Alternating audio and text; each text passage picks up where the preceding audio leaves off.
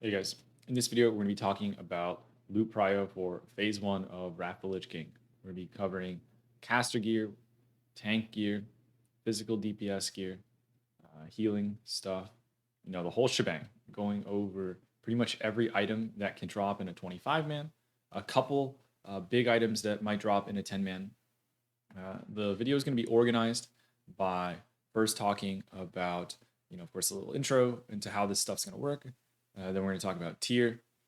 Then we're going to go through tank, then physical, then caster.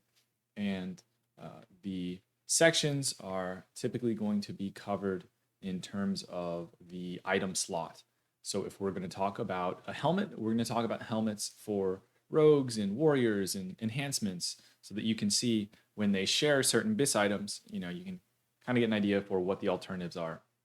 So that is how things are going to go. Before we get started, I would appreciate it if you guys subscribe to the YouTube channel, follow the Twitch. Obviously, a lot of time goes into stuff like this, so really do appreciate all the the subs and the follows on Twitch and all that stuff. All right, so first thing to talk about, obviously, this is phase one of Wrath of the Lich King. This is Naxxramas, Obsidian Sanctum. I have Eternity. Obviously, the content is very easy. Do you need to prioritize items efficiently in this phase? It doesn't really matter that much. Of course, Ulduar is going to be probably going to be pretty difficult, especially if you're looking to do all the hard modes. So some of this priority will matter in that sense, but obviously at the end of the day, the main reason you're prioritizing items is to keep people happy and to disenchant less items, and overall the raid has more gear, and a lot of people like doing that. So obviously it goes without saying you do not need to prioritize items in this patch, but I'm still going to give you guys my best advice. Now, a couple general things to talk about. When it comes to physical DPS, there's a lot of variety in what specific classes like. So typically there's going to be items that are uniquely good for those classes. When it comes to casters, I would say that is not typically true. Um, a lot of times, I'd say the overwhelming majority of items for casters have alternatives that are very close. It's very rare that a caster has an item that is significantly better than anything else, and I'll mention that when that's the case. But just keep that in mind. Might spend a little more time on physical DPS because there are niche items that are specifically good for a class. Warriors really like armor pen and crit, and you've got other classes like enhancement shamans that really want a lot of hidden expertise. Completely different ways each of the class benefits from their items. Whereas when it comes to casters, like I mentioned, it doesn't super matter where a lot of the caster items go because anybody could use it pretty well. And if you don't get it, there's another item you can get that's very close. So those are my little precursors. And the last thing I will mention, I am confident in a lot of the stuff that I'm providing in this video, of course, but it is phase one of Wrath of the Lich King, and typically a lot of sims, a lot of BIS lists. This is the most, I guess, experimental time for them. So it is possible that some of the sims might update or some BIS lists might change. I will try my best to keep an updated pinned comment on anything that might change. But as it currently stands, went through class discords and using BIS lists that are endorsed by the community. So should be, pretty solid for at least a entering phase one point of view. All right, so let's get started. We're first going to talk about tier, and that's obviously going to affect the rest of the tier slotted items when we talk about those. A couple things to talk about with tier. Obviously, there's 5 pieces in the tier set: head, shoulder, chest, leg, and gloves. I think there's a lot of confusion on how you can acquire some of these pieces outside of raid. So just to be clear, there are emblems of heroism. These drop from dungeons, heroic dungeons. These emblems of heroism are usable to acquire gloves in chest at item level 200. That's going to be the equivalent of, Naxxramas 10-man, or for the gloves, Obsidian Sanctum 10-man. Now, you can also acquire legs and shoulders, and those are acquirable with emblems of valor, which you get from raid, and those are item level 213, which would be the equivalent of what you'd actually see dropping, in Naxxramas 25. So for that reason, when we talk about the priority of tier shoulders and tier legs from 25 man, it's going to matter a lot less because you can just buy them with Valor. And then, of course, if there's ever someone that really desperately wants their set bonuses, they always can look to use the 10-man versions of the items, the gloves, and the chest, or other 10-man items they get from 10-man difficulty to help facilitate their set. So keep that in mind, that you're typically not going to be in a situation where you have someone freaking out because they can never get their 4 set ever. More likely what's going to happen is they're stuck using item level 200 gear to maintain a 4 set or a 2 set, and they would like to acquire the item level 213 25-man gear so that they can switch it out and upgrade it. So let's just go through all the different sets. So here I have taken the set bonuses, and I'm going to tell you how good they are, and then obviously we're going to go through all the tier. So starting with Protection Warrior, their 2 set is nice for threat. Not necessarily needed or anything, but it's a nice bonus. Their 4 set is not in their typical BIS list, but it is something you could use for progression. So something a warrior might want to try and get later in the phase. Next, we have DPS warriors. Both Fury and Arms like the 2 set for the slam damage. Now, if you're a little caught off guard by this, just to give you an update, the BIS lists have recently changed for warrior. Previously, they were using the 4 set, so now they're going with the 2 set, and they're not using the 4 set. So, yeah, but Fury and Arms like the 2 set decently, and they're not running the 4 set in BIS anymore. Paladin, Prot really likes the 2 set. I mean, I'd say it's quite nice for trash, and something that'd be nice to get early to improve your clears. And then again, they run the 4 set. It is their BIS, and they just can use all 4 pieces conveniently. And the 4 set is nice again for progression. Now with the Rep Paladin, their increased damage to Divine Storm and the reduced cooldown of their Judgment of Light, they're gaining about 40 DPS from the 2 set, about 20 from the 4 set. That's decent for a 2 set, and that's pretty weak for a 4 set. Again, you're going to see some BIS lists that recommend going 4 set for Ret. That's not actually the highest damage setup. That is what some people are using because they are not thinking that they will be able to obtain the 4 set, or they think they have to run the 4 set and that they won't be able to obtain the offset items, which are better. Next, we have Holy for Holy Paladin, of course. The 2 and 4 sets are both good. The 2 set is really nice for, obviously, when they crit their Holy Shocks, they can get instant flash of lights.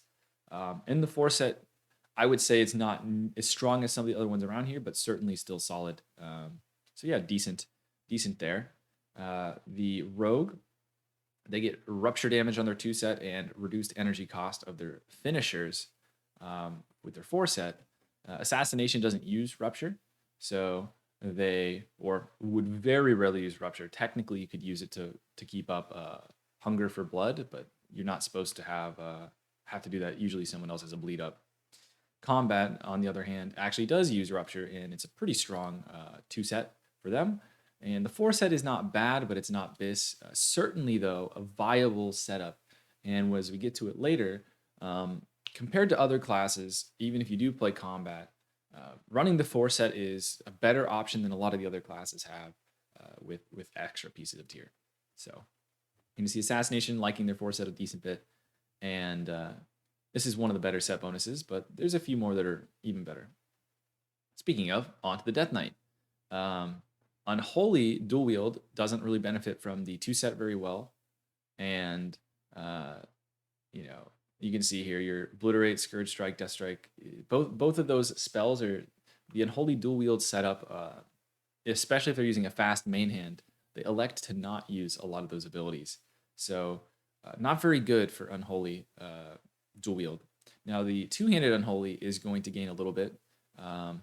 Decent amount from each, 35, 40 DPS from the 2 and the 4 set. So that's decent, but they also can use offset items. So when it comes to 2-handed Unholy, you can go with the 4 set, or you can just run 2 set and some offset items as well. Now, Frost loves their set bonuses. They obviously are using Obliterate, and their runic power that they actually spend it on Frost Strike, which is a strong ability as well. So Frost really likes the set bonus. It sims really well, and Frost is one of the probably up there tied for the best tier set in tier 7. Next, we have the Blood Death Knight. Now, the Blood Death Knight, the 2 set is horrible. Probably the worst set bonus of everything here. It increases the critical strike chance to play strike. Horrible. And Blood doesn't need an extra 3 seconds of their Icebound Fortitude until, again, if they're preparing for Ulduar, it could be all right. But yeah, Blood absolutely does not need their tier set bonuses for, the majority of tier 7. On to Shaman. Enhancement 2 set is a little bit minor, but the 4 set is a big damage increase. So they like their tier quite a bit. Resto Shamans love their 4 set. 5% on your chain heal is obviously amazing. So Resto Shamans really like their 4 set. Elemental Shamans, they have a, kind of not the best set bonuses here. The 2 set, especially as you're getting better, you should not be ooming. And a lot of the sims show that you're not running out of mana, and so the 2 set is weak, and the 4 set is something you could end up using, but it's not the best setup, and it's not that hard to acquire items that would be better than it. So Ellie is not a class that's going to be prioritized for tier, or not a spec rather. Onto Hunter. The Marksman Hunter runs the 2 set for 5% pet damage, gives them about 50 DPS. And Survival doesn't run the 2 set, but they absolutely can.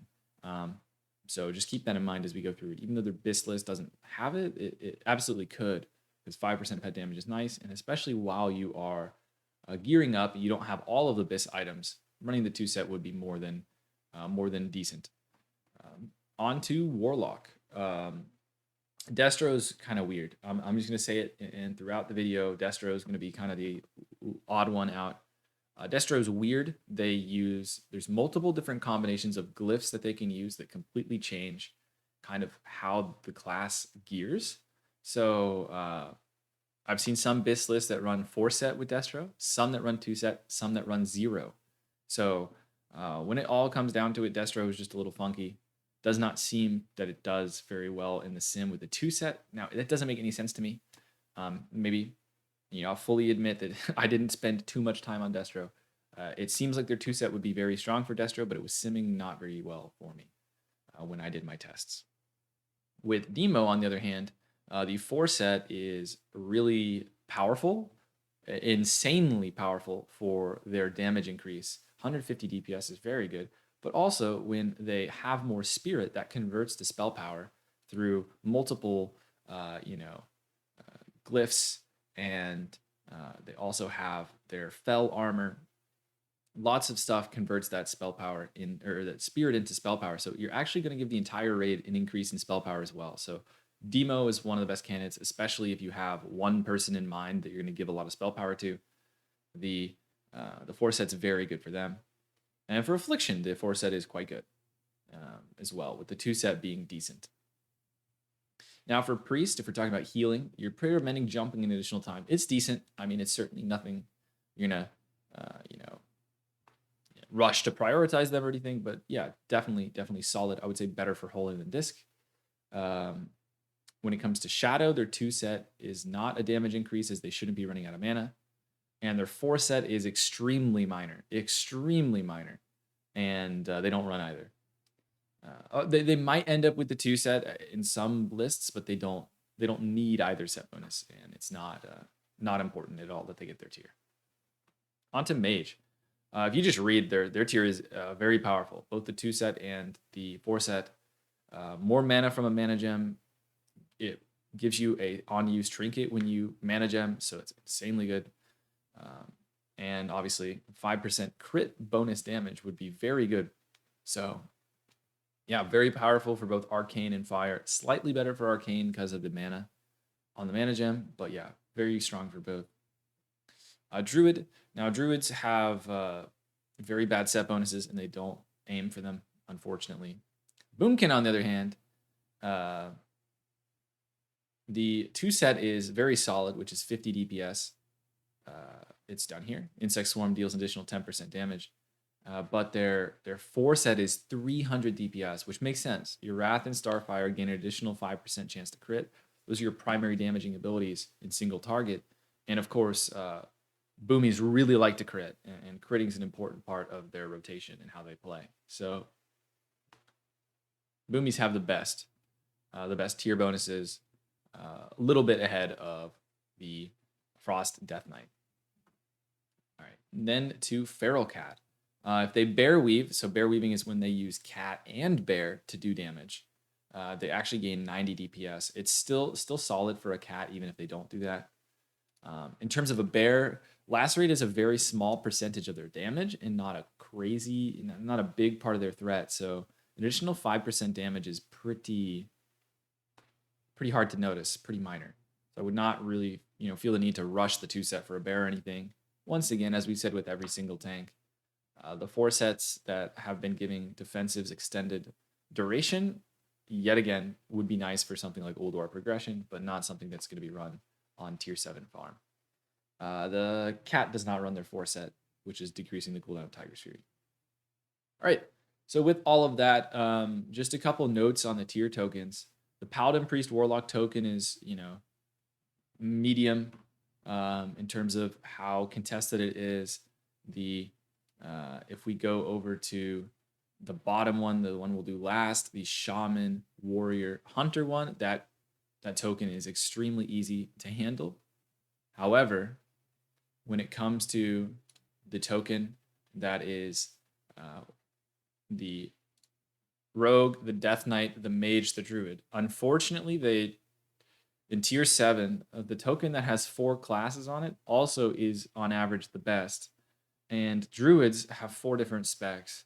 Death Knights have 4 different specs because they can play dual wield and two-handed unholy. Everybody loves the tier, so it is an absolute disaster. The Rogue, Death Knight, Mage, Druid tier, and because it is so contested and such a disaster, Blood Death Knights and Restoration Druids are going to be extremely low on tier because they don't rely on the bonuses and they can get by with offset items. So yeah, just to give you an idea of what you're in for. So I'm not going to try and move through quick here. Now that we've talked about all the tier bonuses, I'm not going to dwell on them too long again. I'll more talk about the individual items here and then how it combines with the bonus. So when we're talking about the tier helm, it is going to be best in slot for several classes. It is best in slot for it is not best in slot for the Shadow Priest or the Disc or the Holy Paladin, but it is going to be bis for the Prot and the Warlock especially. The Warlock really likes the helmet. Again, great for their set bonus. It is bis for Holy, and it is bis for Ret, but Ret does have a couple ways that they can use other items, and it is going to be quite good for a Prot Warrior. So definitely the best for a Prot Warrior. It even has some value into later phases. You of course can prioritize your Warlock that you're stacking. This was the Prot Paladin. This even has some value into the Ulduar patch. The helmet actually is not much worse than Ulduar level helms, and you can actually use it for a while. So very good for Prot Paladin. Great for Warlock. Can definitely give it to your demo stack Warlock as well. And then after that, Ret and Holy Priest make decent use of it. Ret might actually use the set bonuses. Holy Priest wouldn't care too much about the set bonuses, but individually, it's like tied for bis for them. The last 3, I would definitely put down the line because it's not their bis. On to chest. Once again, all of the tiers just very good for Warlock. Individually and the set bonuses. So if you're going to stack a demo, feel free to do that as well. I guess as we get into maybe now I take the time to talk about a demo stack Warlock real quick. Quick side point.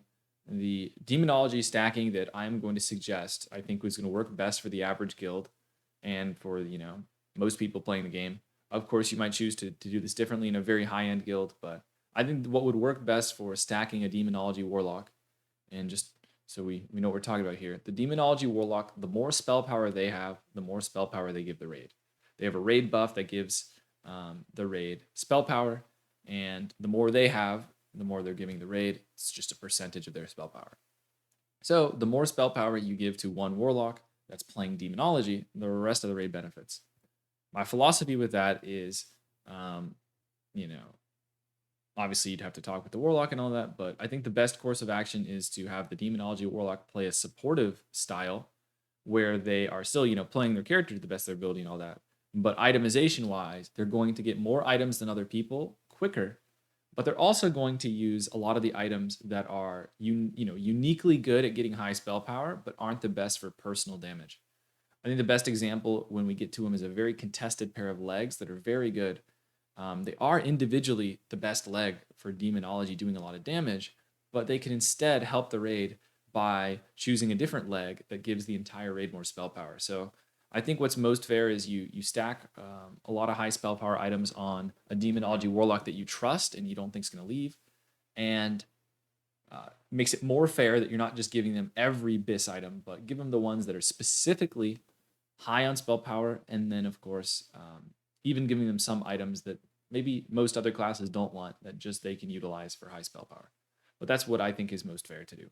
Um, anyway, back to the action. So if you're going to stack that Demo Warlock, go for it. Chest is strong for a Prot Paladin, a Warlock, H-Pal, and a Ret. It is BIS for all of these classes. Shadow, Disc, H-Priest, these all have other things that they can run instead. On to the glove. BIS for Warlock, BIS for H-Pal. It is, believe it or not, you can use the Shadow version of the glove as well as the Healing Priest, and that one's pretty good.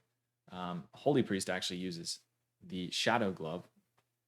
But when it comes down to who really should be getting it first, again, Warlocks just really like it. It is BIS for the Protection Paladin, but they can get their 2 set from other items, so they don't need to be right up front. There's another glove they can use from Nax that's very similar. So they're going to be going with we're going to be going with H-Pal and Warlock first because they like the set bonuses and it's individually BIS, and then from the rest all the way down, we're looking at items that are individually good, but especially Ret and Destro not quite as good down here. But individually good, but don't really need the set bonuses as much, especially here. Next, we have the Valorous Plague Heart Gloves. Sorry, we already kind of talked about that. If you want more information, feel free to read through all this. Okay, Mantle of the Lost Conqueror. Again, another tier shoulder. Now, we did the head, the chest, and then glove first, and that was intentional. We're talking about 25-man tier, right? So the next 2 is going to be shoulders and legs, and they are obviously acquirable through Valor, so it matters a lot less where you give these items because everyone can buy them with Valor. With that said, the shoulders, again, are great for a Warlock if you want to stack them. Prot, Ret, Warlock all like these shoulders. Ret can use them for set bonuses, and it is just kind of the piece they always use when it comes to set bonuses. Warlocks, of course, use them as well. H-Pal does use them, but again, I think the urgency of them getting their 4 set is probably going to be a little bit lower, and a class like Ret would, I think, be in more demand of the items. Ret sometimes has a lot of contested items they're trying to go for.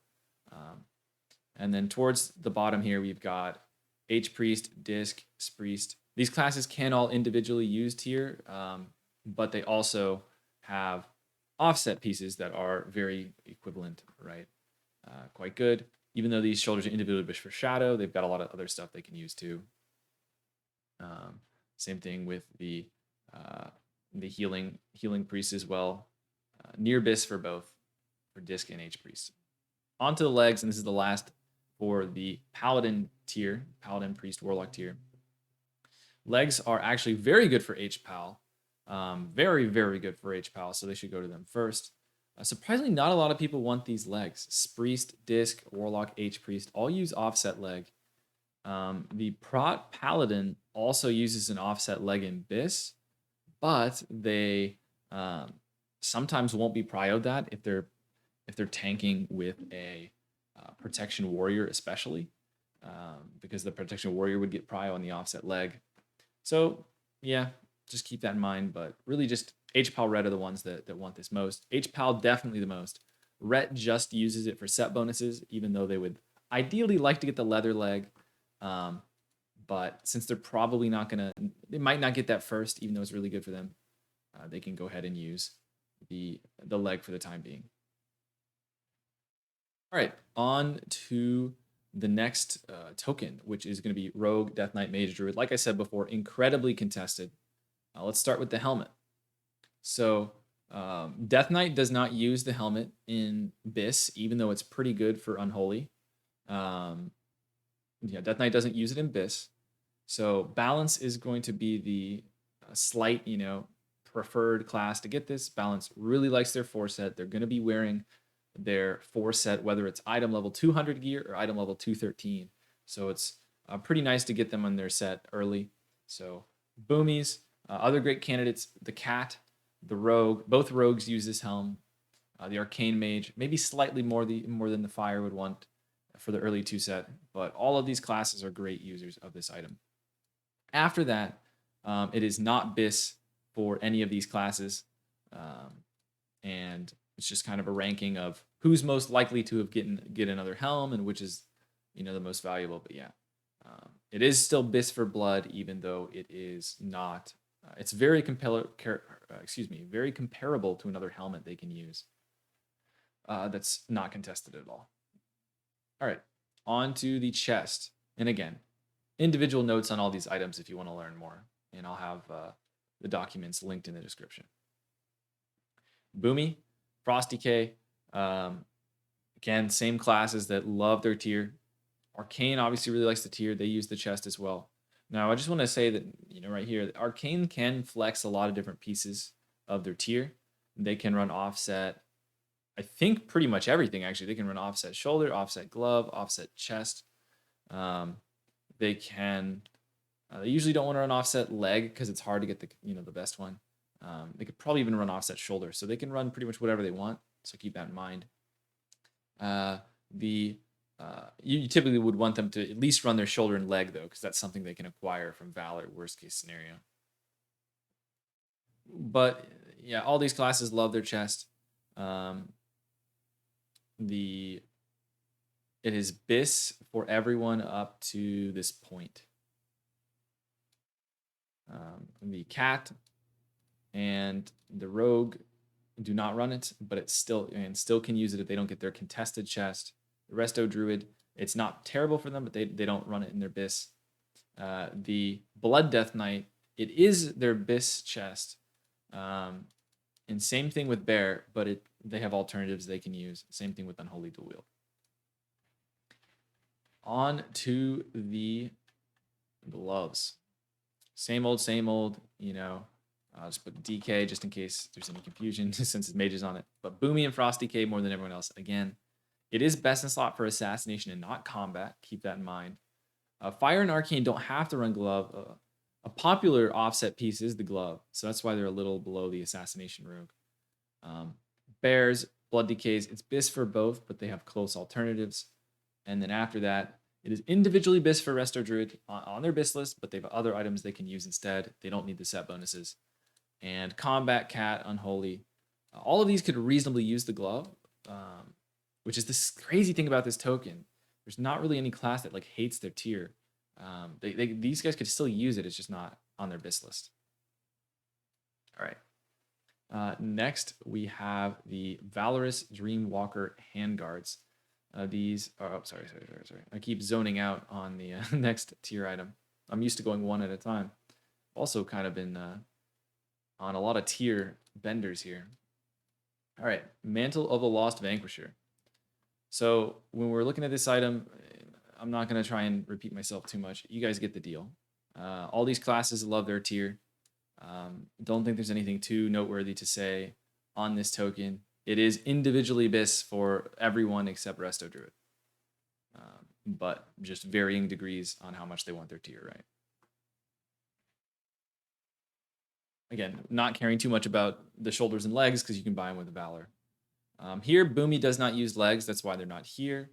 The Assassination Arcane do use legs. Two-handed Unholy can use legs better than dual wield. And in the rest of these classes, they all can use the tier, but it's not on their BIS list. There you have it. All right, last set of tier is going to be the easy one. Warrior, Hunter, Shaman. Tier Helm. Like the prop Paladin, the prop Warrior loves the tier Helm, and also like the prop Paladin, the Helm is also decent into Ulduar. Surprisingly, just randomly, those helmets both have really good stats. This is it. They have really good stats, and their Ulduar tier helm has a bunch of block value or block rating on it, which is not always the best. But yeah, great helm for a prot warrior. They should get it first. Huge upgrade for them. Helps them also get to their 2-set quick. Arms uses the helmet in their BIS, and Restoration Shaman uses the helm in their BIS as well. Elemental, it is individually BIS, but they have several other helms they can use, and they don't need the bonuses, so they're going to be a little lower. Fury actually can use an expertise helm, and even though they are a little lower on this, you're typically not going to have that many elemental, resto shaman, arms warriors, and prot warriors. So this actually, again, whenever we're looking at this token, you're like, oh gosh, man, Fury's really low on this. Well, some guilds don't run an Ellie. A lot of guilds don't run a prot. And if you're the only warrior DPS, I mean, you're just waiting behind probably one resto. So just keep that in mind that this token is completely free most of the time. So not a lot to worry about it here. And enhances and hunters don't use their tier helm in BIS. Next, we get to chest. The restoration and the enhancement shamans both like their chest for that 4-set. Arms in Fury is not on their BIS list, but the leather chest they're going for is pretty contested, so they should get this pretty quick. Elemental Shaman has a off piece they can use that's basically identical to the chest, but again, shouldn't still take too long for them to get their chest anyway. It's BIS level chest. Prot Warrior, their chest is also BIS level and also quite good. It's just they have a lot of alternatives they can use, and you'd rather gear one of these guys up rather than your warrior, Prot Warrior that can use one of 3 or 4 chests that are almost identical to the tier chest. And then lastly, we have Hunter. Hunters don't use either. Either spec of Hunter doesn't use the chest. Onto Glove. Enhancement BIS. It is also BIS for the Prot Warrior, but they have a very close alternative. And that's actually it. And this is what's so frustrating about this tier token is we can actually just say that there's 2 classes it's BIS for, and one of them it's like tied BIS. After that, Resto Shaman uses offset gloves, but again, they love their 4-set, so maybe this helps them get it on earlier. Hunters could use this for maybe a 2-set while they're waiting for their contested gloves, the leather ones or the mail ones. The DPS Warriors gloves are actually pretty weak, and Elemental Shaman gloves are so bad. They're about the level of like Dungeon Blue gloves. There's a haste cloth glove that's like about as good as the glove for Ellie, unfortunately. Next, we have got the shoulder. Again, back to the items that we can buy from Valor. Enhancement and Resto Shaman, of course, love their 4-set. Freer and Arms do always run this, so you could even potentially argue giving it to them because they always want to run their shoulder in the different tier setups. So they're a great candidate for as well. Again, when you see a greater than equal sign, that means slightly better rather than just straight up better, right? Now, the Marksman Hunter and the Survival Hunter both use the shoulders in their BIS, but the Marksman Hunter actually ends up using the 2-set, and the Survival, at least in BIS, only uses one item, one piece. Although maybe we'll see future lists where they're running 2-piece because it's pretty easy to get a decent amount of pet damage, so that could be pretty good. Again, Elemental, running up the rear, not BIS for them. They've got several alternatives they can use. Last is the legs. They are BIS for enhancement and resto. They are BIS for marksman, but not survival. The Fury and Arms Warrior can use the legs if they don't have the alternatives that they would rather use. Now, the Fury, it is on their BIS list, on at least on some of their BIS lists to run the legs. Arms usually doesn't. So keep that in mind. That was also why Arms. Remember, before Arms was above Fury on the helmet because they run helmet shoulder in their BIS, whereas Fury runs shoulder leg. Now again, a lot of the stuff is going to flex and depends on current gear, but that's just why we might have some slight preferences. And then of course we've got all the classes that it is not BIS for towards the bottom. That's it for tier. I'm not going to stress too hard on who should get what tier item or get into the weeds too much. Hopefully that that didn't take too long, but we're going to use some of that to inform our decisions. But obviously, you can be pretty flexible with tier. People should get it pretty quick, although there are some really contested items, especially on that Druid Death Knight tier token. All right, let's go to. I guess we can do the heroic key to the focusing iris. There's a lot of classes here. Again, you don't have to get into this much detail. I'm giving you more detail than you need. But again, take this with a grain of salt, right? Some of this stuff is pretty close, and I tried to use a lot of when a sim is pretty close between a couple classes. I'm not going to micromanage it that much. So first of all, what are we talking about here? The heroic key to the focusing iris. This drops from Sapphiron, which is the second to last boss in Naxxramas, and it starts a quest, and the quest gives you like a key for running Eye of Eternity.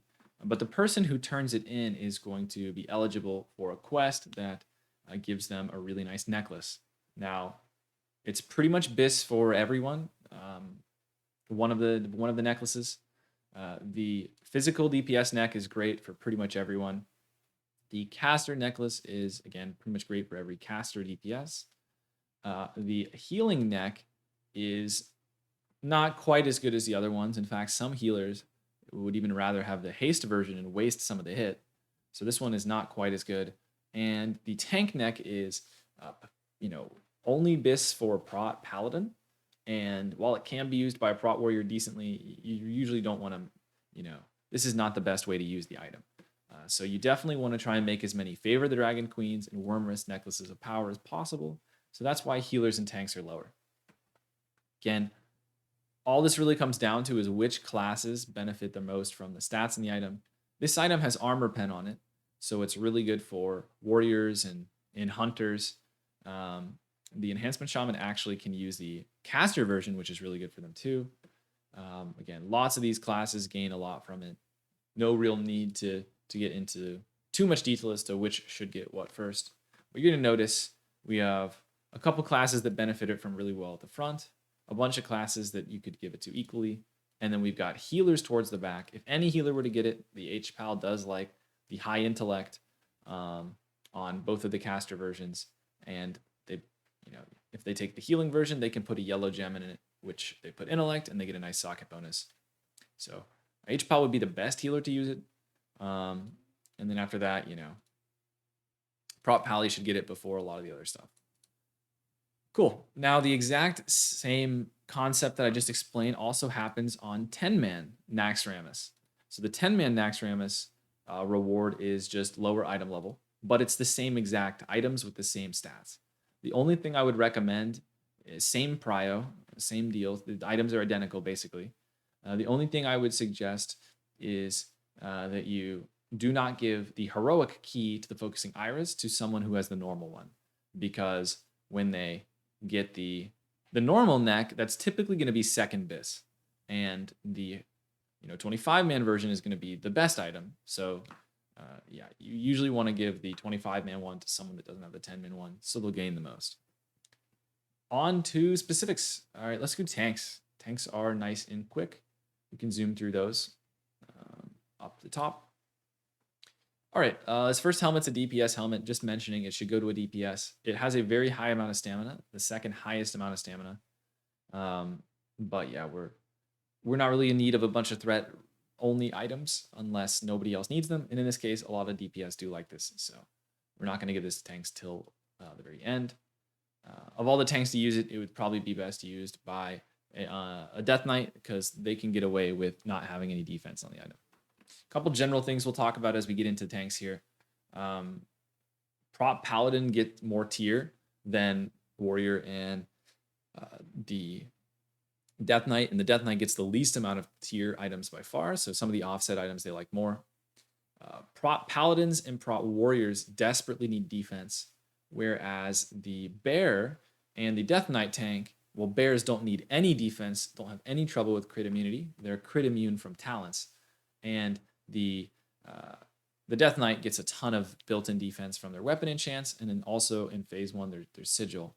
So you're typically going to hear me say things like, "Oh, this item has a lot of defense. It's really good for a paladin or a warrior," and "Oh, this item doesn't have any defense. It's probably best used by a Death Knight or a bear."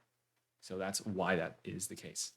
Getting crit immune is actually really tough for the warrior and the paladin in phase 1. All right, this doesn't have a meta gem. We're not going to focus on it. Skipping over it. Not a very good item. This item is actually almost identical to the Death Knight Tier Helm. I would heavily recommend your Death Knight tank using this instead of the Tier Helm so that someone else can get the Tier Helm. Heritage is, an alright item. You could lean it towards Prot Paladin because they're not going to be getting this next neck we're about to talk about. This is the 226 neck from Kel'Thuzad. Great item. It is Bis for Warrior in phase 2, basically tied for Bis, but effectively Bis for Warrior in phase 2. And the bear it's pretty good for bear too, and they're not usually going to get the best neck, so it's really good for bear too. Now I know we said warrior, bear before DK and paladin. This is more future proofing. Of course, in your guild, you're going to have to make decisions based on which tank is actually tanking the most, which tank is more of the off tank, and that might affect where you're giving items, but this is the classes that use them best. And hence why we were saying maybe Paladin should lean towards getting Heritage, because these other tanks are going to be ahead of Paladin. Because eventually Paladin is probably going to replace this with the Eye of Eternity neck when it's their turn to pick it up. Just mentioning it here, we already talked about these. Maybe give it to a Paladin tank 1 week before Ulduar if you don't have a balanced ambition or whatever. But yeah, typically this item is going to be going to non-tanks, as we talked about. All right, these shoulders are not very good. Moving on. Also in 10-man, even if you're not doing like full loot counts or whatever, or loot priority, or even if you're just rolling stuff in your guild or whatever, keep in mind that the badge neck is not much worse than the neck that you get from 10-man. Especially if you're not a prop paladin. So I would probably pass that, the 10-man version of the key to the focusing iris. All right, now we got these nice expertise shoulders. These are quite good. Both DK and Prot Warrior are lower on their tier shoulder, even though they could eventually get them from Valor. So they should be prioed on this one. Cloak of the Shadowed Sun, but again, this is a great item on level with Bis. Cloak of the Shadowed Sun is your probably the Bis tankiness cloak. Very, very good, high armor. It's got low defense though, so it's best for a Death Knight or a bear. The Paladin and the Warrior can use a badge cloak. There's a badge cloak that's really good. You'll never have any drama over cloaks for tanks because the badge, or rather the Valor cloak, is insanely good. Again, got a block cloak. Paladin or Warrior should get the block one because they block. Simple enough. Just want to do a quick little shout out to the Gale Proof Cloak. Depending on your exact gear set, this item is actually really good, even though it's item level 200. You can put a defense gem in it, especially if you're a paladin or a warrior struggling with defense cap, and you get a 6 stamina socket bonus, which is really nice. Just wanted to shout this out as it's actually on the level. It's a Bis level cloak if you're low on expertise. If you have over 26 expertise, it's not a little bit lower than the other options. But before then, it's actually Bis level. This chest is actually quite good, on par with a lot of the tier chests. Paladin likes it the least, I guess, because their tier chest is the best. So DK and Warrior get it first. Another chest here, block on it, give it to a Warrior slightly before Paladin because Paladin's getting their tier chest sooner. Breastplate of Frozen Pain. This has no defense on it. This is actually not that bad for tank Death Knight. It's not good for a DPS. It has an insane amount of stamina. 150 stamina. You see, compared to the other items, it has more stamina than the tank ones, even though it's a DPS item. So just, it's not very good for DPS, actually reasonable for a tank, DK. This Tormented Rage chest, it has a good hit option. Again, similar to the tier chests in power. This is kind of a meme-ish item. This is typically going to go to DPS, but if no one wants it, a tank could take this, and it has so much hit and so much expertise that it could be very, very good in a threat set. Do you need a threat set? Probably not. Bindings of the Hapless Prey. These are pretty nice. There's really good wrists from Valor as well, though. Yeah, Prot Warrior, Prot Pally both block. Give it to one of them. It's on both of their BIS lists. The Bracers of Unholy Knight are on the BIS list for the Death Knight. However, I would try and get this no matter what tank you are, because it is the highest stamina wrist you can get, like raid level stamina wrist. And it's obviously having super high stamina can be good for progression. Next, we've got these defense dodge parry gloves. There's another really nice pair of block gloves that's good for Paladin and Warrior, so you should give these to your Death Knight. Your Death Knight also might not get their tier gloves super fast. Your Blood DK. This belt, no particular reason to prio it to any tank. Equal for all tanks. It's BIS for all of them by a lot. Great, great item. The Fleshless Girdle is... this item is not very good. Both of these belt items, I just wanted to show there's a pretty big steep drop off onto basically any other belt you can use. They're about as good as the badge of heroism or emblem of heroism belt, so those kind of suck. These legs are not very good. No sockets, give them to whoever you want. It doesn't really matter. Leg plates of sovereignty, again, whoever. Oh, sorry, I thought these were the Dragon Brood. These are BIS. These are not whoever. These are the best in slot legs for all three tanks. Prot Warrior benefits the most because their tier legs are the worst. And they really like the high defense. And they also benefit from expertise the most. Paladin and DK can both use them after him. Maybe slightly Paladin before DK because the DK's tier legs are actually pretty good. And again, they could get them with Valor. These Belaboured legs are another option for the DK tank. Very high stamina. DPS item. Could be a nice DK option. The Dragon Brood leg guards. These are, again, another alternative that you could give to whatever tank you want. Not bad. High defense, but no sockets. The Sabatons of Endurance. These are high defense, high expertise. Now, there's another block boot that is BIS for the Warrior and the Paladin. So these are going to be Death Knight prio. BIS for Death Knight, but almost tied BIS for Warrior and Paladin, especially early when you're struggling with defense. Don't disenchant these or necessarily even off-spec roll these if you're a tank. It's nice to have these as a high defense option, even if you have inexhaustible Sabatons. Gatekeeper is an amazing ring, and it's not every BIS list has this, and I'm not really sure why. I mean, it is BIS for every tank in terms of if you look at stats and how good this item is. Some lists instead go with Sandward Band, but I would just say, I mean, Gatekeeper is amazing for everyone. Of all the tanks that can use it, the Bear and the DK use it, I guess, a little bit better than everyone else because there's no defense on the ring. And so a Paladin and a Warrior might have a hard time equipping this early on. But yeah, this is an amazing ring. Everybody's going to want it. Great ring. Sandward Band, we talked about a second ago. This is just your full-on defensive ring. Defense, dodge, parry, a lot of avoidance. Your Bear is going to want it the least. They don't need the defense. They obviously cannot parry. So much better for the other tanks. And yeah, a nice item though. The BIS level, these two rings, and then there's a ring from Valor that are going to be the best rings for your tanks. Defender's Code. This item is very, very good for a Warrior uniquely, especially if they don't have jewel crafting, trinkets, or even an engineering trinket. So maybe give it to a tank that's missing their profession-based trinket, one of the stamina trinkets, or just give it to Warrior. Warriors can use this because it gives them and extra defensive, and that's something they can struggle with is not having enough defensives to deal with certain mechanics and stuff. So it is on the BIS list for warrior. I think a lot of times you might just prefer to run a full stamina trinket as well, but this is certainly a reasonable option for a warrior. We got this parry trinket. Just give it to whoever. Obviously, bears can't parry, so don't give it to a bear.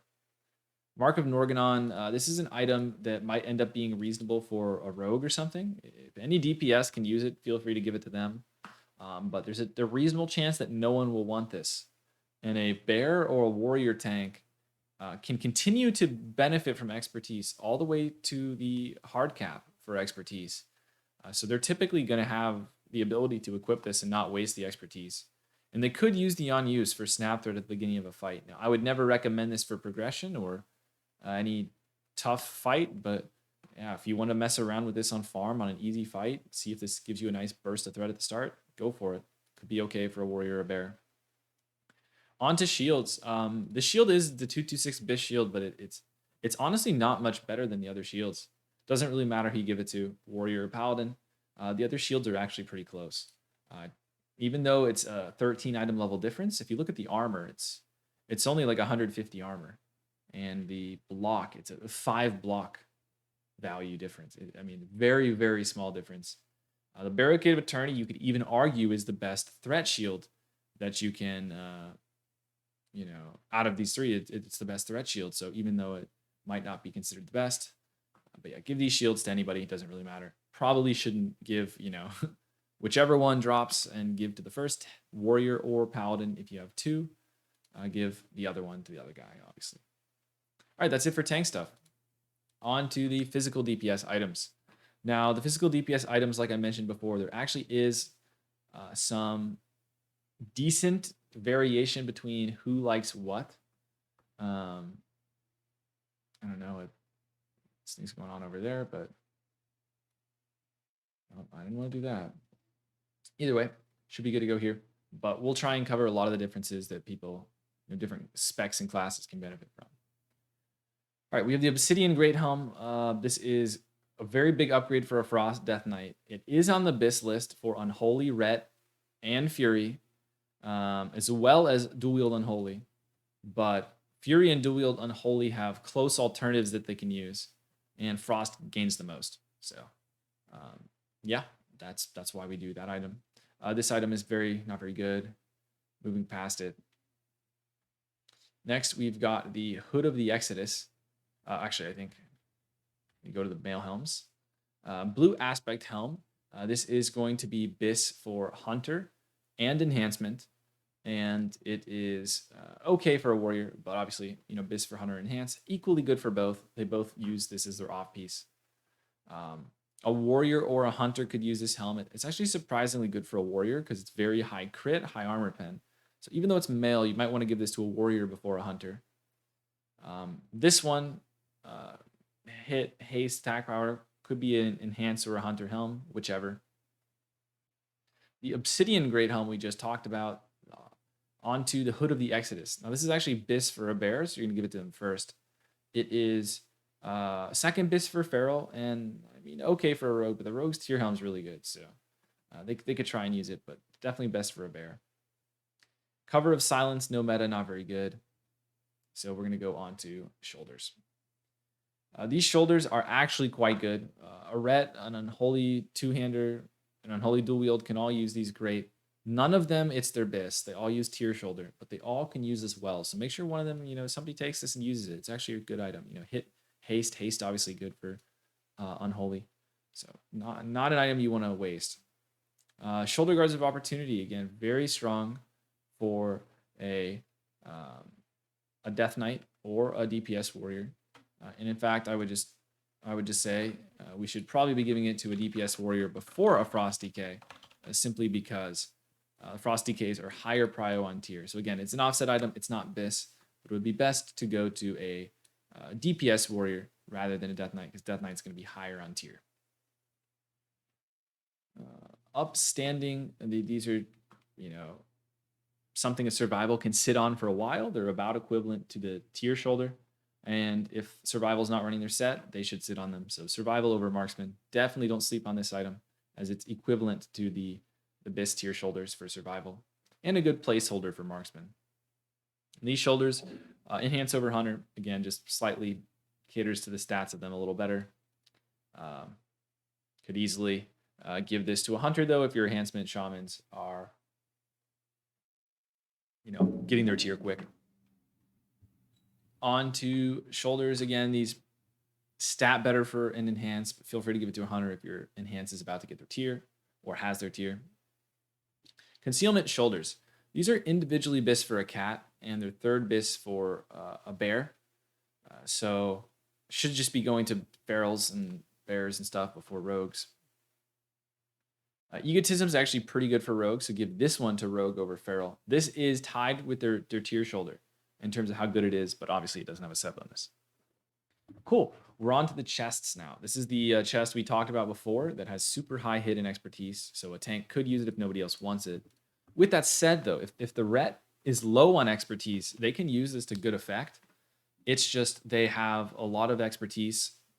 They run a glyph that gives them expertise, and they could get a helmet that has expertise. Their wrists could have expertise. Their legs can have expertise. So there's lots of sources of expertise that they might end up having. So you just got to be careful they don't waste it. But your ret can use it to nice effect. And if they don't want it or can't use it, an unholy two-hander, a frost to any DK could use this as a temporary upgrade. But of course, they're going to be going for their tier. Breastplate of Frozen Pain. This is the item that we're just listing it here. Should go to tanks. Too much stamina, not very good.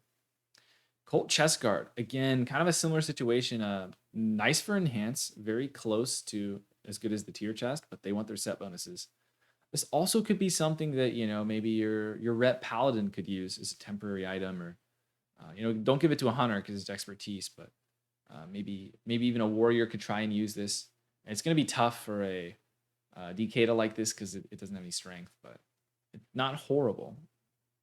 Next, we have the Flagrant Prowess chest. This is bis for hunter outright, so give it to hunters first, both survival and MM bis.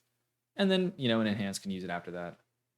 This chest is pretty good for a hunter. Again, hunters are not getting a tier chest early, so try and give it to them over enhance. It's also better for them. All right, on to Chest Guard of the Recluse. This is a bis item for a lot of people. It is bis for Rogue, Cat, Arms, and Fury. It is individually bis for Frost and Ret. Let me just update this. They actually changed their information recently, so let me just make sure the order is right, but my comment here is not. Bis for Warrior, Rogue, and Cat. So yeah, we give it to Rogue and Cat first because the Warrior tier chest is actually pretty good. And it's a much bigger upgrade for Rogue and Cat compared to their tier. And then we look to Bear because Frost and Ret should be getting their tier chest relatively quickly, and they can use that to better effect than the chest usually. So on to Chest Guard of Suspicion. Not great. Give it to whoever. Tunic of Indulgence. This is actually pretty good for a bear, pretty good for a feral. Depending on your tier, we gave our chest to rogue equal feral. So whichever isn't getting that really good chest we just talked about, maybe try and give them Tunic of Indulgence, but probably after the bear. The bear can sit on this maybe in favor of a tier chest, and that could help with Prio as well for other people. Bracers of Unrelenting Attack onto wrists. So these wrists are pretty much bis for everyone if they can make them work, but obviously it depends on the situation. Furies have a talent that gives them 3% hit, and Dual Wield, Unholy, and Frost also have talents that give them hit. So those classes are typically never struggling to get enough hit, so that's why they're going to be lower on stuff like this. But yeah, Arms and Rets need a lot of hit and don't get any from talents. And Unholy Two-Hander can use this pretty well, as well as Unholy Dual Wield. So that's the order. Arms and Ret benefit a little more than the rest of these guys. Something to mention that these Death Knights, and especially Frost and Fury, these guys can use a Valor wrist that is pretty much identical. So that's why you would want to give it to them later. It'd be kind of a waste if we gave them that. Race of the Tyrant have haste on them. Second bis for Unholy, give it to an Unholy person. The expertise makes it, kind of nice for two-hander over dual wield because they're using more attacks that can be dodged. But not a big difference there. But give it to one of the Unholies before everyone else. And since Warrior, especially Arms, is going earlier on this, maybe they get lower on the Tyrant wrist. Well, also these guys again, they can get a Valor wrist that's kind of the same, so it's kind of a waste to give them this. Slime Stream Bands, these are very good. There's two really good wrists. Well, I guess in this case, the Slime Stream Bands are the really good ones. The Valor wrists are also very good and very close to Slime Stream in terms of how good they are. These are a hit option. But yeah, Hunter over Enhance, these are very, these are going to be on your BIS list for Hunter. The Enhance actually have the Valor wrists on their BIS list, but these are still very good for Enhance as well. These wrists are, again, worse than the Valor wrist. Doesn't matter what you do with them too much. Sinner's Bindings. These are the non-hit wrist, and then Thrusting Bands are the hit wrist that also have expertise. They're on the BIS list for Rogue, and Cats are using Thrusting as their BIS. So that is how they currently have their BIS set up. But just keep in mind that these items are like basically equal, and it just depends if you can use the hit or not.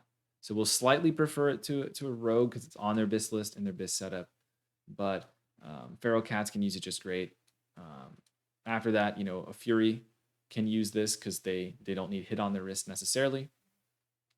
And then you go down the list. The Thrusting Bands have hidden expertise. Bear, Cat. You could even give these to a DPS warrior, or a rep paladin as well. I can even add some DPS warrior or rep paladin. Those classes can use this item to decent effect as well.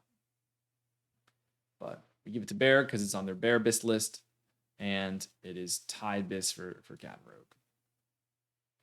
All right, these are Haste Gloves. Great for Unholy. We give them to Unholy. After Unholies get them, you kind of just find a home for them. Maybe Frost DK could use them as temporarily until they get their tier, but yeah, only really good for Unholy there. These gloves are going to be criminally underrated. They look terrible. They have no sockets. So much hit. But this is a good thing to give your Ret, especially. We're about to talk about the very contested leather gloves that everyone wants, which is the Frosted Adroit Handguards, and they have 60 hit on them. These are great to give to your Ret because they're actually not much worse for Ret specifically, and it helps them get the hit that they would otherwise be missing. Keep in mind, in Arms or a Fury could use these in a pinch as well. Gloves of Calculated Risk are second BIS for Hunter, and we're going to be giving to them those gloves because they're not going to be first up on Frosted Adroit. These grotesque ones are pretty good, about the level of Calculated Risk. They're pretty strong. Could give them to a Warrior as well after Hunter because they do have some armor pen, but they're still not the best for Warrior. On to Gloves of Fast Reactions. These are actually pretty good for Bear. They're not BIS, but they're very close. I would recommend giving them to a Bear, and then your Bear could potentially pass the tier gloves.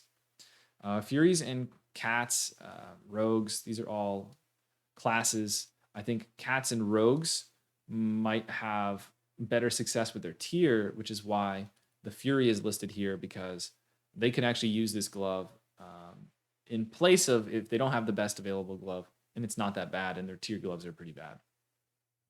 Dislocating Handguards, Rogue, Feral, and Enhance can all use these decently, but they're not on a BIS list for any of those classes. Keep in mind, Enhance is going to run, in BIS gear,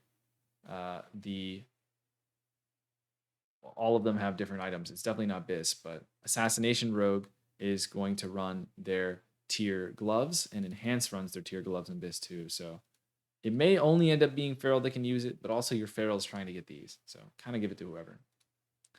Frosted Adroit. These are huge. Huge upgrade. Very big upgrade for Arms, Combat, Feral. You might see this and say, whoa, what's going on? Why is Arms here on leather? Well, Combat Rogue especially can use can use tier gloves to reasonable effect, and so can the The feral cat could potentially use tear gloves in a setup and use a different off piece. They're not quite as good there. But basically, the difference between second bis for arms and feral is pretty much the same. And combat, can go with the tear glove. So obviously, a pretty big item could give, based on player, not class, but these are all classes that would use it well. This duplicate now. But yeah, the hunter is a little bit lower. It's still great for them, but they have a mail option that they could make use of. Rets, like I said before, they kind of gain the least damage from this item, especially if you give them that plate glove we talked about before that has a lot of hit. The Fury doesn't need the hit, so that's why they're lower here. The arms loves the hit, loves the crit, and actually likes agility a lot because arms really likes crit. Bear is lower on this one. Again, obviously they could use it for their off spec, but they are not using this in their bis gear. Onto belts. Girdle of Vesuvius. This is a great belt. It's not going to be on the bis list for a Fury Warrior, but it's basically equivalent. As long as they can make use of the expertise, they can use this item. Now, the reason arms isn't as high on this is they actually have a talent that gives them dodge reduction, which makes expertise harder to use. And because they have a really high expertise chest on their bis list, this can actually be hard to use. So that's why Fury is here and arms is lower. Frost Decay likes this belt a lot too. Ret can make use of it. On and on and on. Unholy is lower because of this belt that has haste on it. And we're going to give, you can see the order of this is kind of flipped. We're giving this to Unholy and Unholy two-hander. Now it has strength on it, which means both of these have strength, which makes it pretty good for Frost Decay, and Frost sometimes really relies on having strength as well as Unholy. That's why it might seem like Ret's not up for either, but Ret can also use leather belts, so definitely could still give this to a Ret. Either belt, honestly, could get by, but they benefit a little bit less. Depraved Linked Belt. This belt is tied vis for Hunter. It just depends. So Survival is going to use a little bit less hit in their build, so they need the hit from Torn Web Wrapping because they don't take a talent. It's one talent difference. But yeah, these belts are basically the same. One is hit, one doesn't. Very equal in value. It's on Enhancement's bis list to have the hit belt, so keep that in mind. But Enhance Hunter could use all of these. Belt of the Tortured. This is a very, very good item. Believe it or not, it's essentially a similar situation we talked about before. We have a stock skin belt, we have a Belt of the Tortured. These are very similar in how good they are. One is hit, one doesn't. They're very good for rogues and ferals. Just depends if you need hit or not. A DPS warrior can make use of this as well, but we talked about some of the plate options they can have. A Ret can also use, especially the hit version of this one. A Ret could make use of Belt of the Tortured as well. So just keep in mind that there are a lot of different people that want this belt. But one note about rogues in particular. Rogues, if they have the Sunwell tier, so that would be 2 pieces of either wrist, boot, belt, they can run it and it's basically identical in terms of damage. So definitely should try and get your rogues to potentially pass the belt or the boots, depending when we get to them. They want to run one off piece and then wrist paired with the other item. So probably if your rogue has tier 6, they try not to give them a belt and a pair of boots from Nax. Okay, we talked about these belts again. Very, very good for everyone that can use them. On to legs. Leg plates of double strikes. These are arms warrior bis. Fury doesn't use them. They use tier leg in their bis, but again, still quite good for Fury. Frost also could use them, even though they were going to use a tier leg on their bis. But yeah, great item. Riveted A-bomb leggings. These have haste, so you're going to give these to your Unholies. Now, your Unholies can use tier leg in the slot and get some set bonuses, especially two-hand Unholy. But these are also great for Unholy to get their haste, and usually they run this setup in their bis. Belaboured, these have really high stamina, so don't worry too much about giving these to a DPS. Could give them to a DK tank or an arms warrior, if the arms warrior doesn't have anything good at all. All right, these legs are best in slot for survival. Surprisingly, not marksman. But yeah, best in slot for your survival, and your marksman uses tier. After that, give them to enhance. Colossal strides, whatever, hunter enhance, male thing. Leggings of the Honored. Now, these are a big item. It is very bis for cat, bear, and ret. Now, of course, you could decide on if your ret's going to get tier legs instead. But if the ret gets these legs, it also frees up expertise, allows them to use a few different items that can increase their damage if they have the expertise items to switch in. So, long story short, very good for cat, bear, and ret. The reason ret is up here, even though it's leather, is because, of course, it is as big of an upgrade for them as it is for the cat and the bear. And the ret does have... Ret's kind of getting the short end of the stick a lot. So on an item like this that they actually use pretty well, I feel like you definitely could make the case to try and give this to a ret. But definitely great for cat and bear as well. Combat rogue, the reason I mentioned them a little lower, they can use their tier legs and get the 4 set. Even though it's not bis, it's pretty good. And assassination, this is not on their bis list. Fleeting moments, just give this to whoever who can use it as a temp upgrade, rogue or a cat. These could even be used by a warrior if they don't have great legs. Just give this to whoever. Same thing with these. Iron Spring jumpers. These are not that bad. Not that bad. And a ret could use these and get similar results as Melancholy Sabatons. And Melancholy Sabatons are extremely contested. So I'd recommend trying to maybe give these to a ret. They need a lot of hits, so it could work out for them. And they don't like armor pen quite as much, so they don't gain as much from the Melancholy. On to the Sabatons of Sudden Reprisal. These are your haste for your Unholies. Give them to them. Again, a lot of these classes are going to say that Melancholy Sabatons are the best, but they're very contested, and they're much better for Warrior than everyone else. So these Melancholy should be going to Warrior than Frost. And that's the best way to use the item. Boots of Renewed Flight. These are 226 boots. Bis for Hunter. Tide Bis for Enhance. Enhance use these Great Construct, so we give those to Enhance for Hunter. This is on their bis list. The Crippled Treads. Not whatever, Enhance over Hunter. Slightly favors them. These boots are best in slot for Bear. They're also great for Cat. Cat sometimes can use the next pair of boots called Dawnwalkers. But again, similar situation where Vile Deceit and Dawnwalkers are very similar in power level. Can you use the hit from Dawnwalkers or can you use the expertise from the Vile Deceit? That's how you decide if you want to use the item or who to give it to. Gem of Imprisoned Vassals. This item is an item we want to try and give to someone in lieu of giving them the armor pen necklace. Favor of the Dragon Queen. We already talked about this more in detail later. I don't even think this has the full list here. But, yeah, and actually I'll delete it just to make sure the most up-to-date version in the tier page document at the bottom that had it is the one we're looking at. But yeah, this is something that you could give to an Unholy and potentially a rogue or something, and we're going to give it to the hunters and the DPS warriors and stuff later because they're going to get the armor pen one sooner. Fool's Trial, this is a hit option. It's really not that bad. Even some setups, just any setup that needs a little bit of hit could make this work. Really not a bad necklace. Underrated. So if you need a little bit of hit, go for it. On paper, something like a Feral maybe could use it, as this other neck could be better for the non-Feral, but doesn't. Whoever can make best use of it.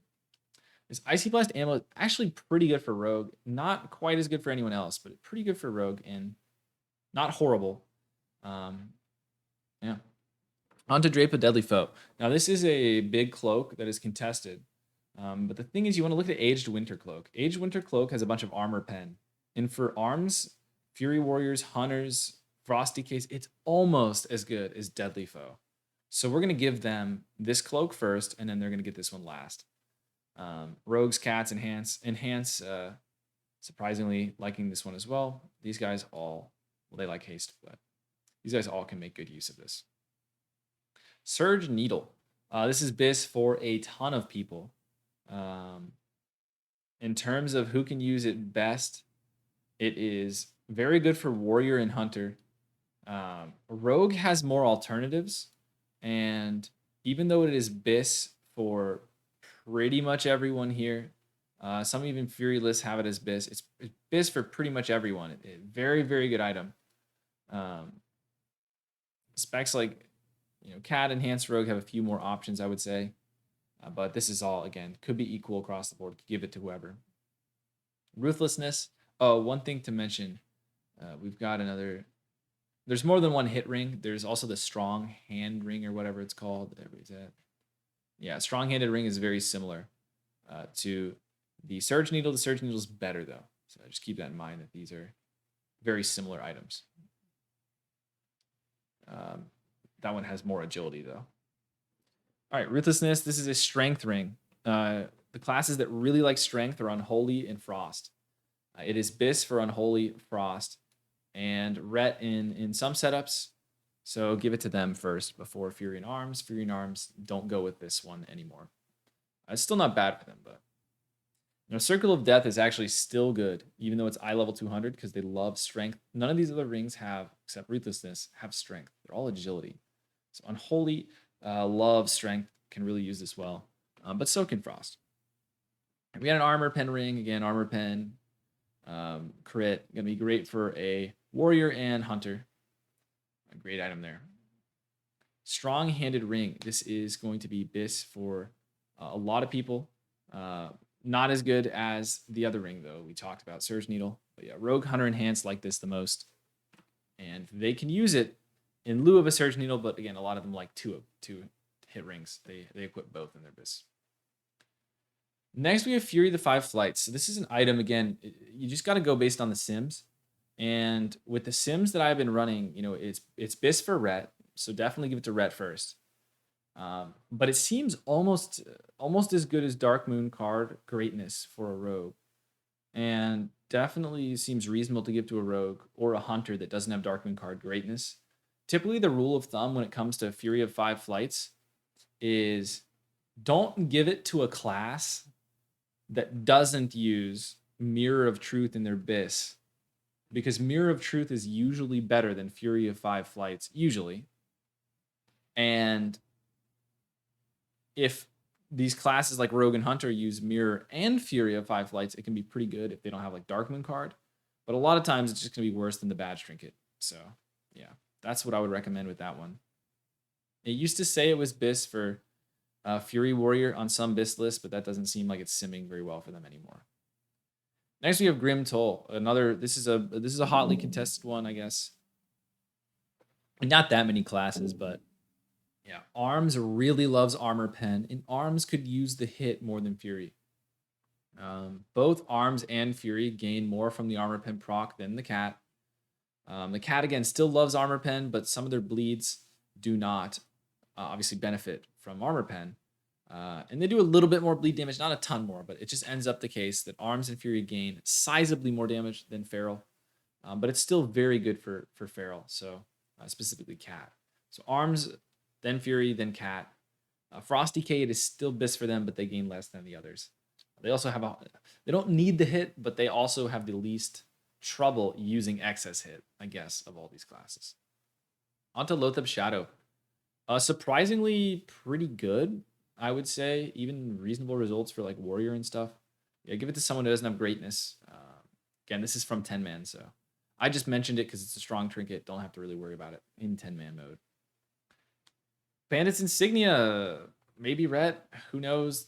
The Ret BIS list mentions it a little bit. Maybe it'll end up being good. Who knows?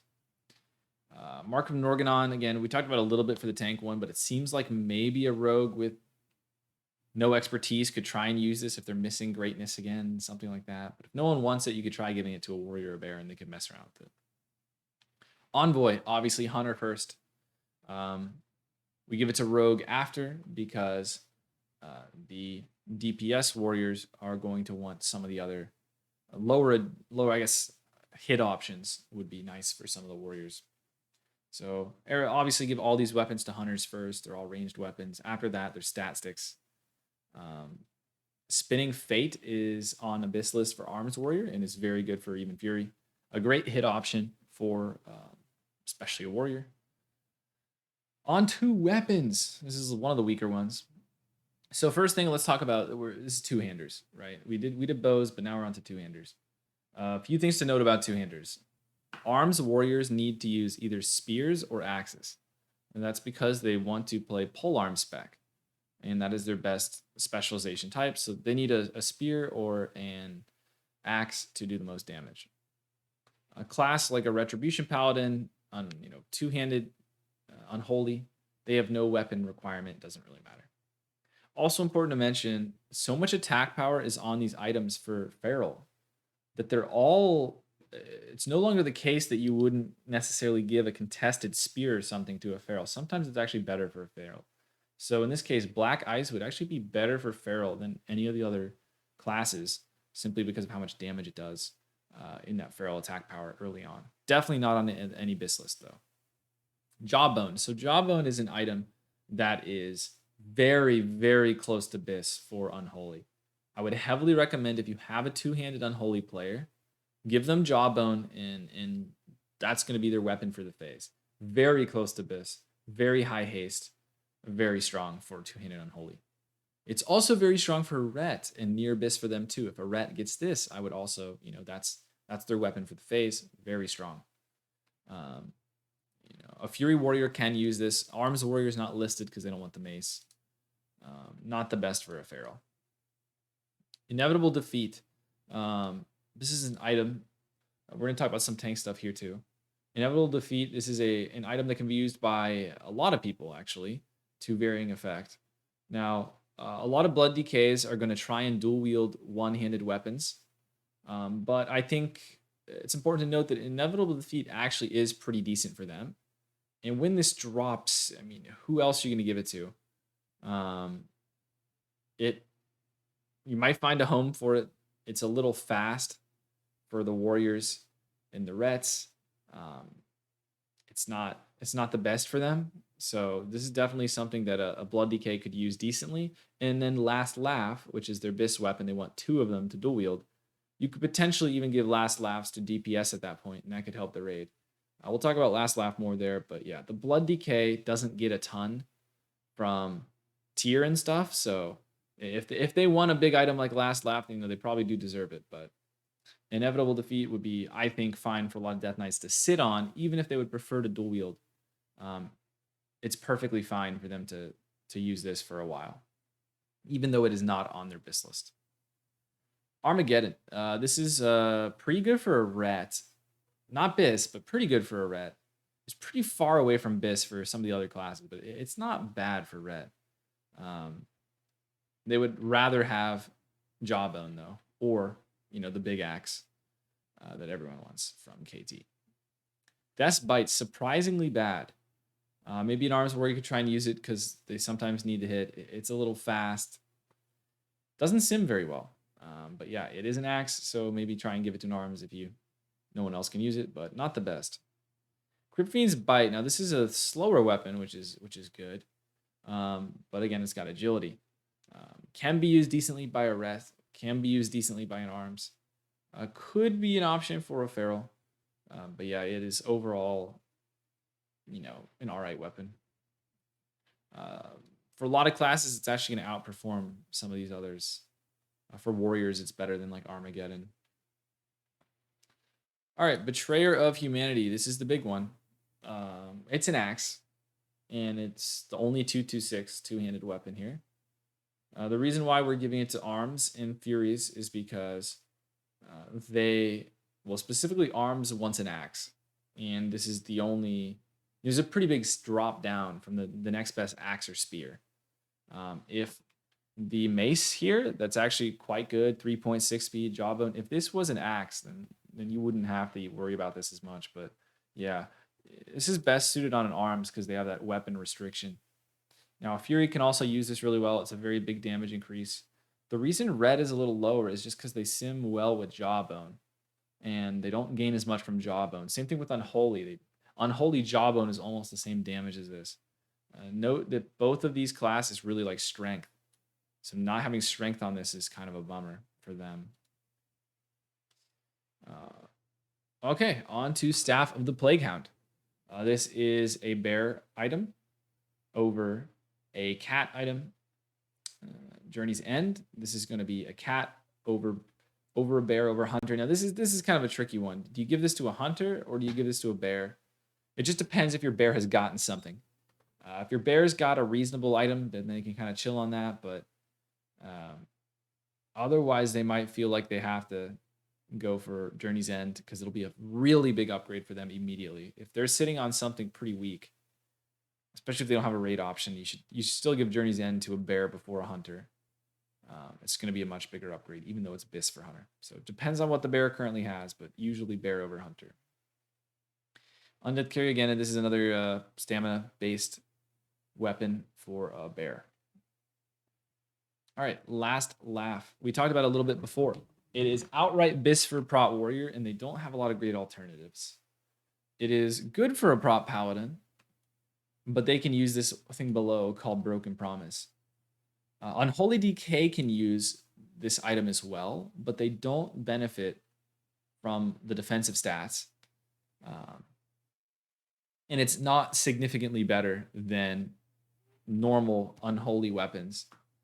Those just might, they might have to have competition for those.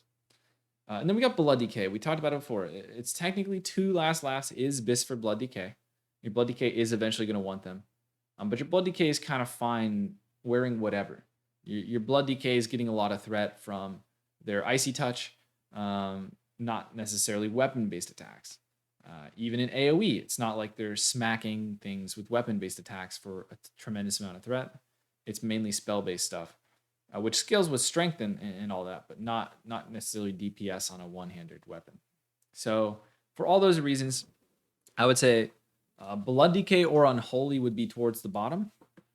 Give it to a Prot Paladin maybe early if they don't have Broken Promise yet. Who knows when that's going to drop. But it definitely is best for a Prot Warrior. And a Prot Paladin does not need it if they have Broken Promise. That's pretty much it, the gist there. All right, on to Split Great Hammer. This is a nice option for a dwarf or a human warrior because it gives expertise. Not quite as good for really anyone else. Yeah.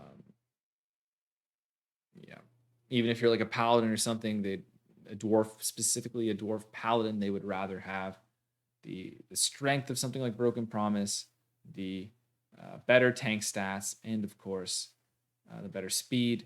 And they don't, even if you have racial expertise is a little bit weaker for a paladin than it would be for a warrior. So that's why it's really just a warrior that would use this if they have racial synergy. And then we've got Sinister Revenge. This is our 226 dagger. This is BIS for Assassination Rogue. And there's so many different setups of where their weapons and hands go. Typically, I believe this would go in the offhand, even though it's slow. But yeah, you give this to Assassination Rogue. Very good. Next, we have Web Death. Now, this one's a little complicated because technically an Assassination Rogue could dual wield these and do a lot of damage. But it's also BIS for combat in their offhand. So the first one is going to go. Web Death should go to Assassination Rogues for their offhand first, or rather, actually, they can put it in their main hand too. Usually, they put it in their main hand. The first Web Death that an assassination receives should be prioritized over combat, but a combat rogue should get Web Death before an assassination gets their second. So if 2 Web Deaths drop and you have 1 assassination and 1 combat, first Web Death goes to assassination, the second goes to combat. Gets a little tricky because even though it is BIS for combat, they need a fist weapon to pair with it. But yeah, typically that's how you want to do it. Murder. This is something that combat could make decent use out of. There's a few different slow daggers that assassination can all use. So I would recommend maybe giving this to combat. If they have a fist ready to go and can actually immediately use this in their offhand. This is because, again, assassination is getting Web Death. They're getting Twilight Mist. They're getting Anarchy. They have all these different options. So decent chance that they can make use of it. But if your combat doesn't have a fist ready, can't make use of Murder as a temporary upgrade, can still give it to Assassination. Angry Dread. This is Biss for Frost Death Knight. It's also very good for Unholy Death Knight. Frost Death Knights scale better with weapons, so they should still get it before the dual wield Unholy guy. But still, again, like we mentioned, Unholy dual wield, it's basically Biss. It's pretty much tied with Last Laugh. Very similar damage there. Silent Crusader is very similar to Angry Dread in terms of how much damage it does, almost identical. It is a sword, however, so that means a rogue could potentially use it as an option. Hailstorm. This is the Biss Unholy Dual Wield offhand, so we give it to them before Rogue. I know you might be used to rogues being all about swords, but in Phase 1, they actually use a fist in the main hand and a dagger in the offhand, believe it or not. Speaking of the fist, it's coming next. But yeah, Widow's Fury, another fast sword, could give it to an Unholy Dual Wield over a combat. This would be a replacement for Hailstorm, and it's pretty close to as good as it for Unholy. Next, we have got Calamity's Grasp. This is Biss for a combat rogue. We give it to them first over Enhancement. Enhancement actually, again, no matter what type of enhancement you're doing, enhancements do more damage with a spell power weapon, and then you change to Flame Tongue weapon. So it would be considered spell enhance, but any enhance can go ahead and do that at any time. We're going to be giving the spell power fist to them instead. Hand of Narub. This is a item that a rogue could use. It's not very good for anyone else. It's not even the best for them, but they could run a double fist weapon setup with this in the offhand temporarily. The Stray, this is best in the slot for enhancement. It's their enhancement offhand. Make sure they get it first. No one else can really use it very well. Kel'Thuzad's Reach, rogue over enhance. Again, second Biss for rogue.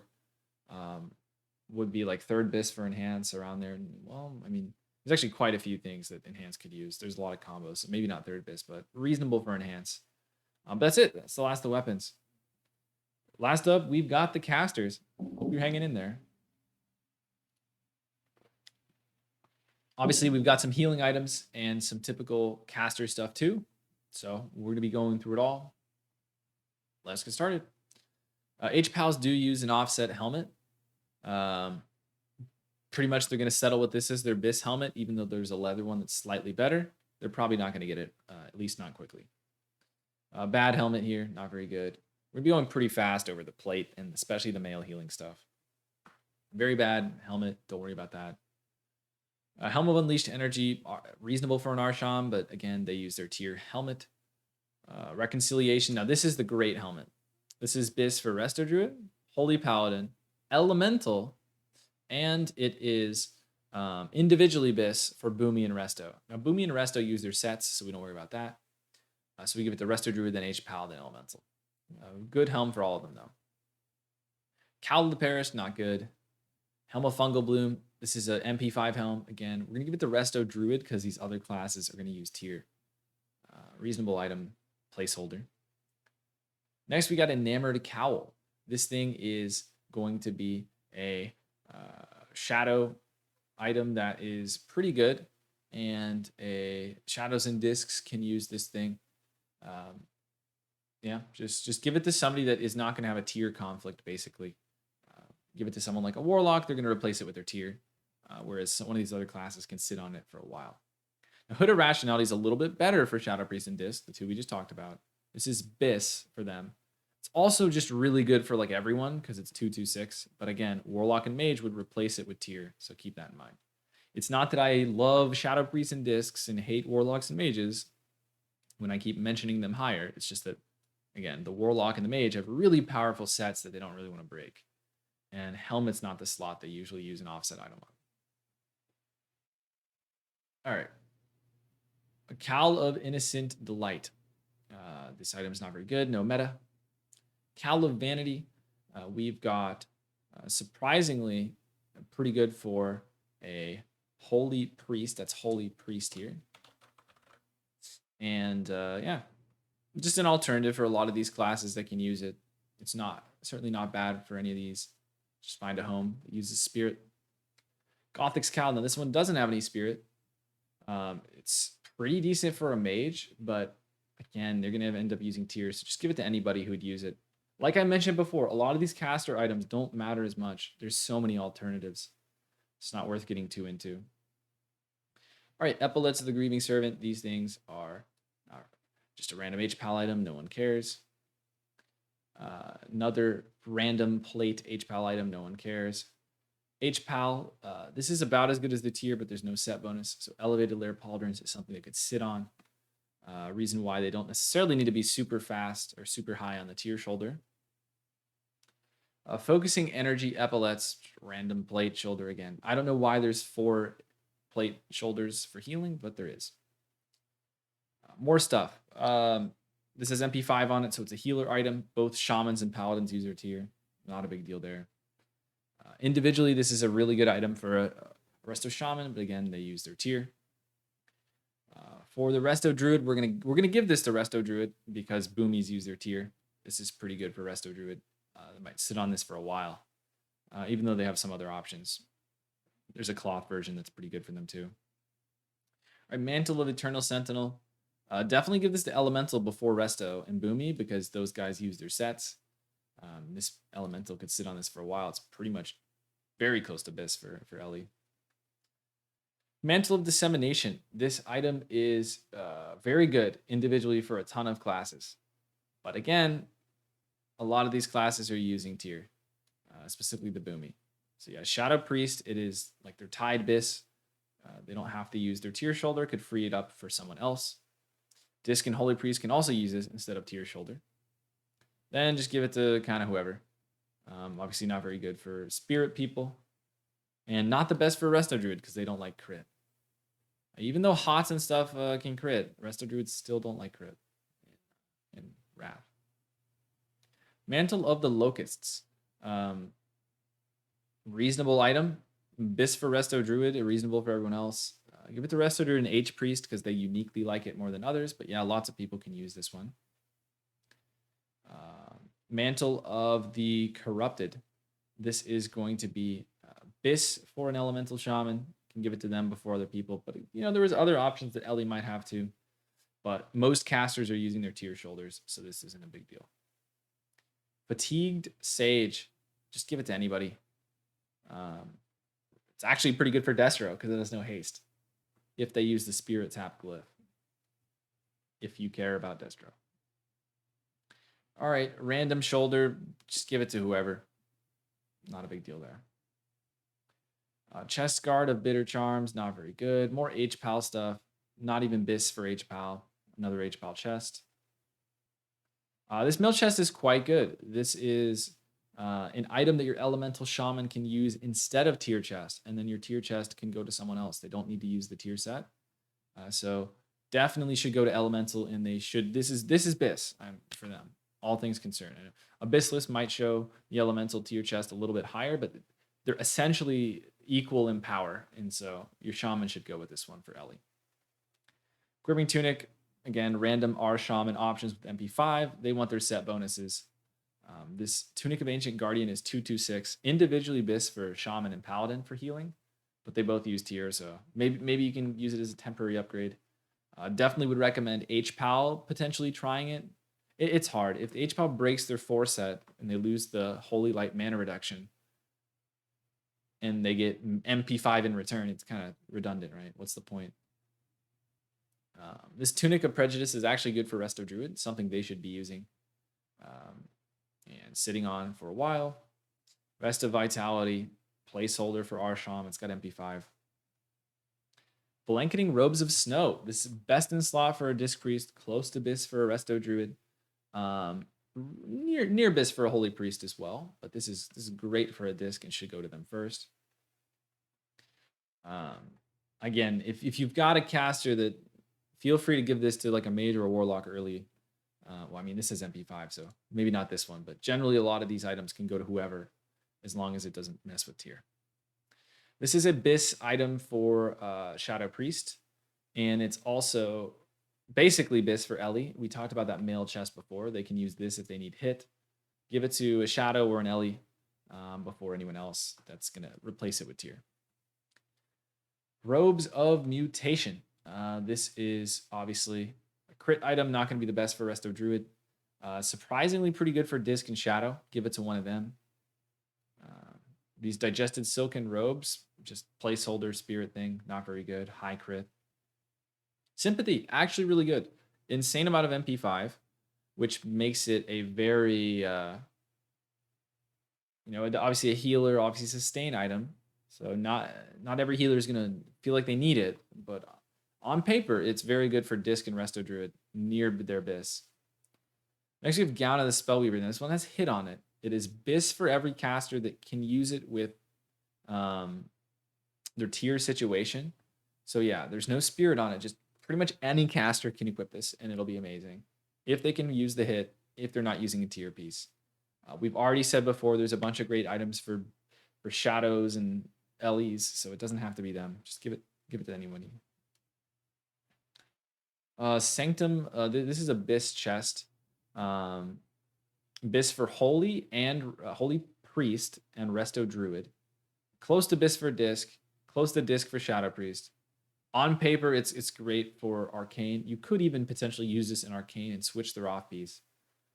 So yeah, great item for our Druid H Priest. Disc, Shadow, great for all these. Very powerful item.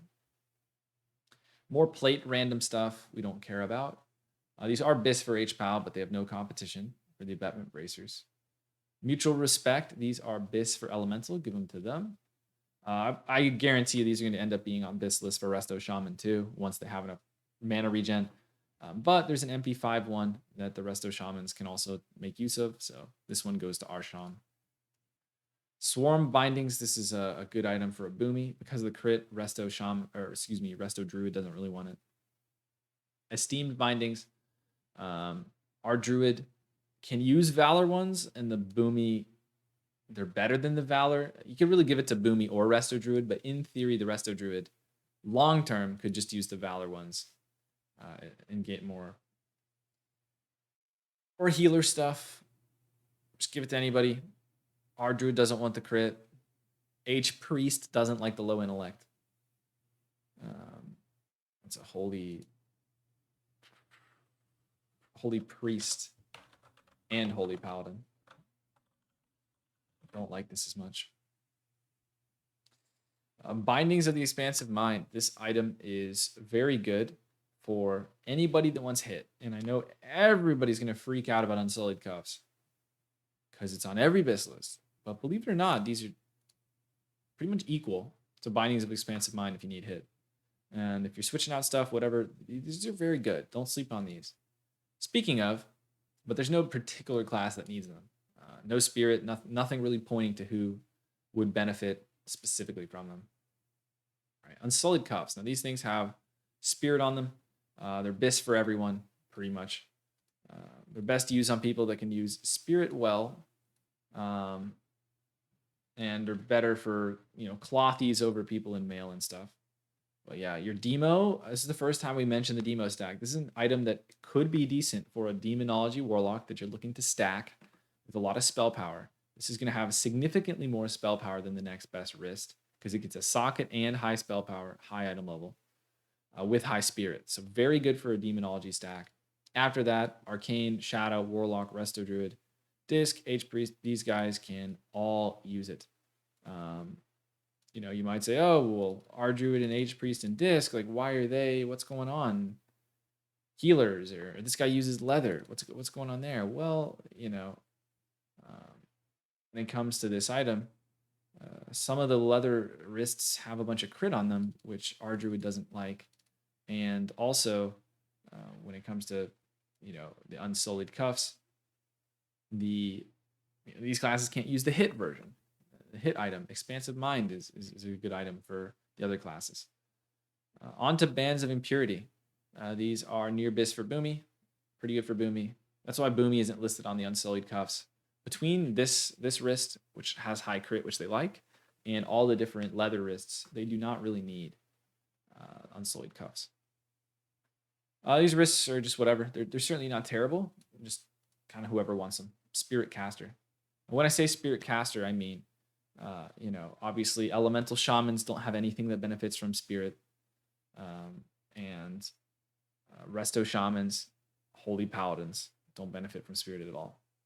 On the contrary, Holy Priest, Disc Priest, Restoration Druid, Warlocks, Mages, and Boomies, as well as Shadow Priests, they all benefit from Spirit.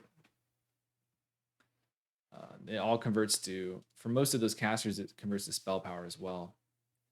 Rescinding Grips, HPAL, not BIS. Again, we don't care about a lot of this random plate. Don't care. More male healing gear, don't really care about it. They use tier. Except, well, actually, they use offset glove here. So Arsham could use some of these as placeholders, but Winter Spectacle is the one they care about. This is the Resto Shaman Best in Slot glove. 226 item level. They use this as their off piece with 4-piece tier.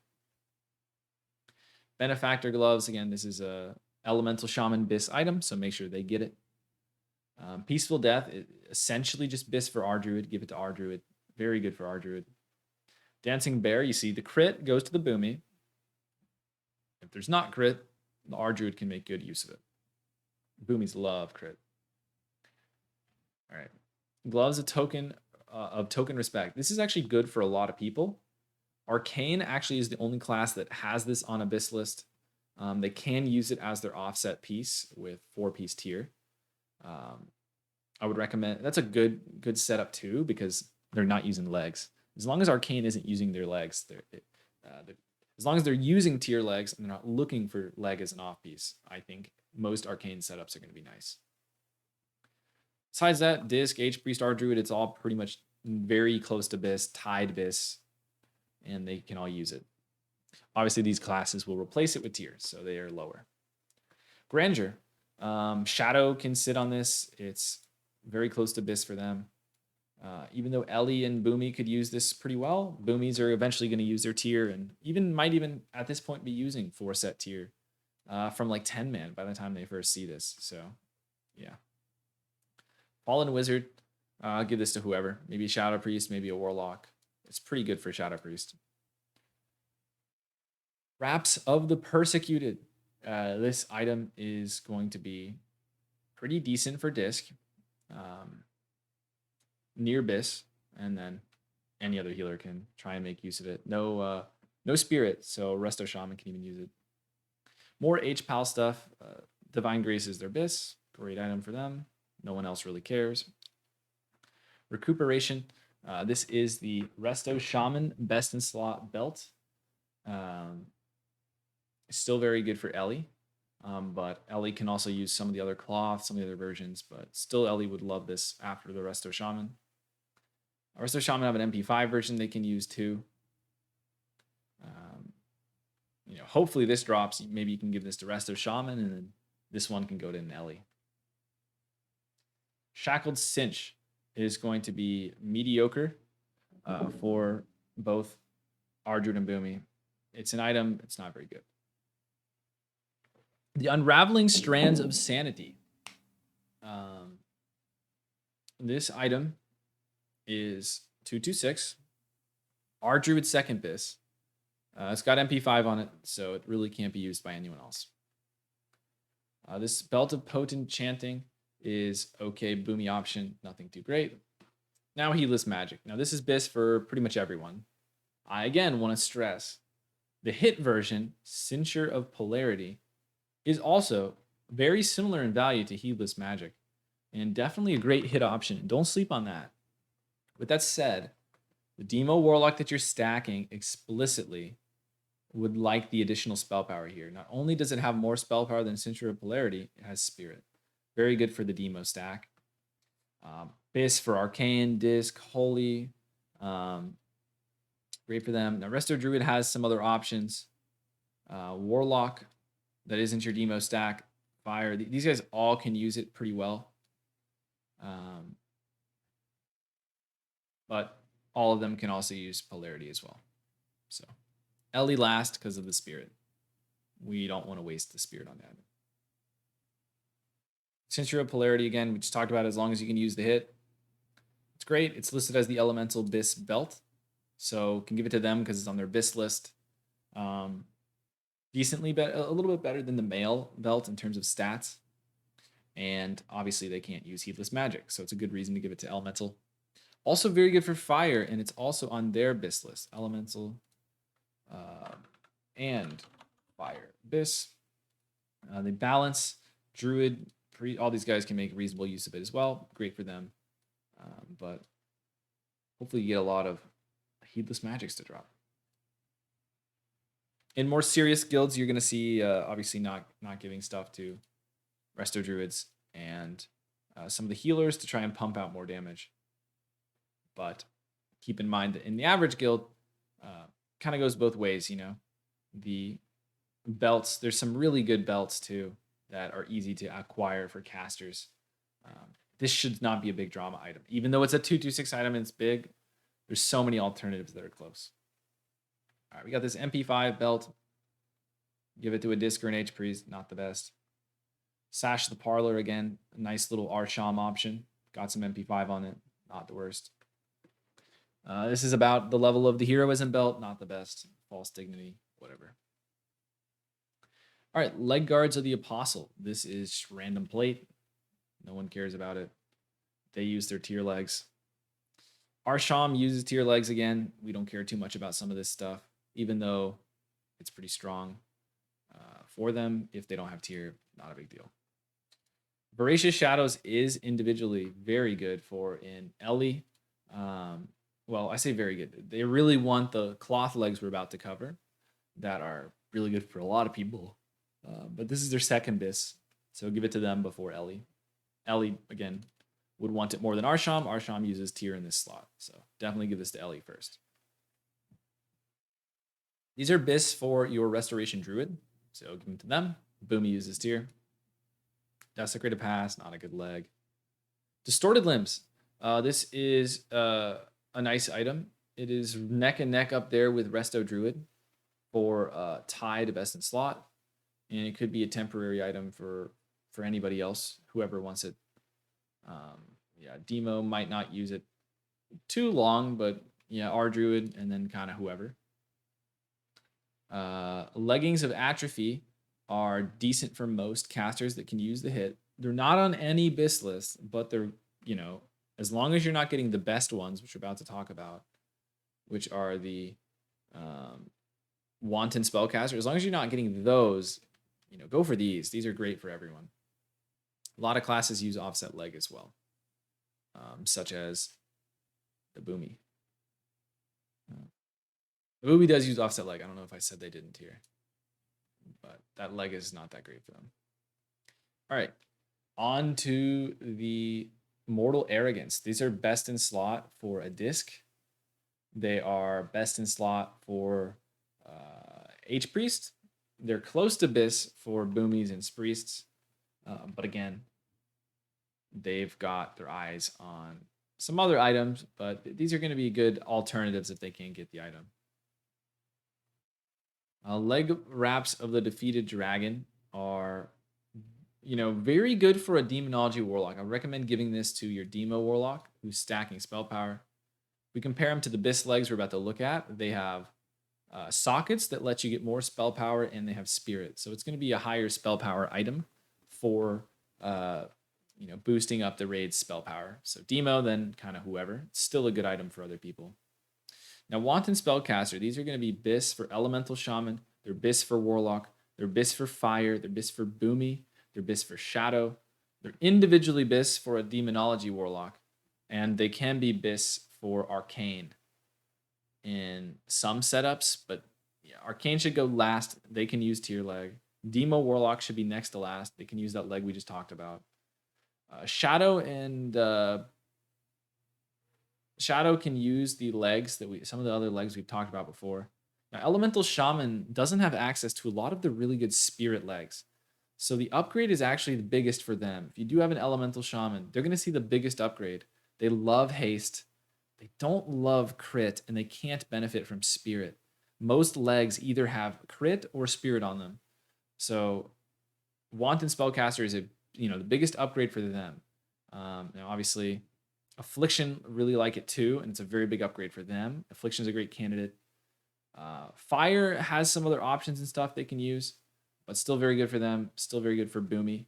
Boomy likes this as their offset piece, but Boomy can use some of the spirit stuff as well. So I would go by, this order here. Cool. That was the last leg. Got some random plate stuff. No one really cares what the H-Pal uses. Sure, this is their best healing energies. But they can go with this one if they want a non-MP5 version. All right, more plate. We don't care about. All right, this is near Bis for Resto Shaman with the MP5. Give it to Arsham.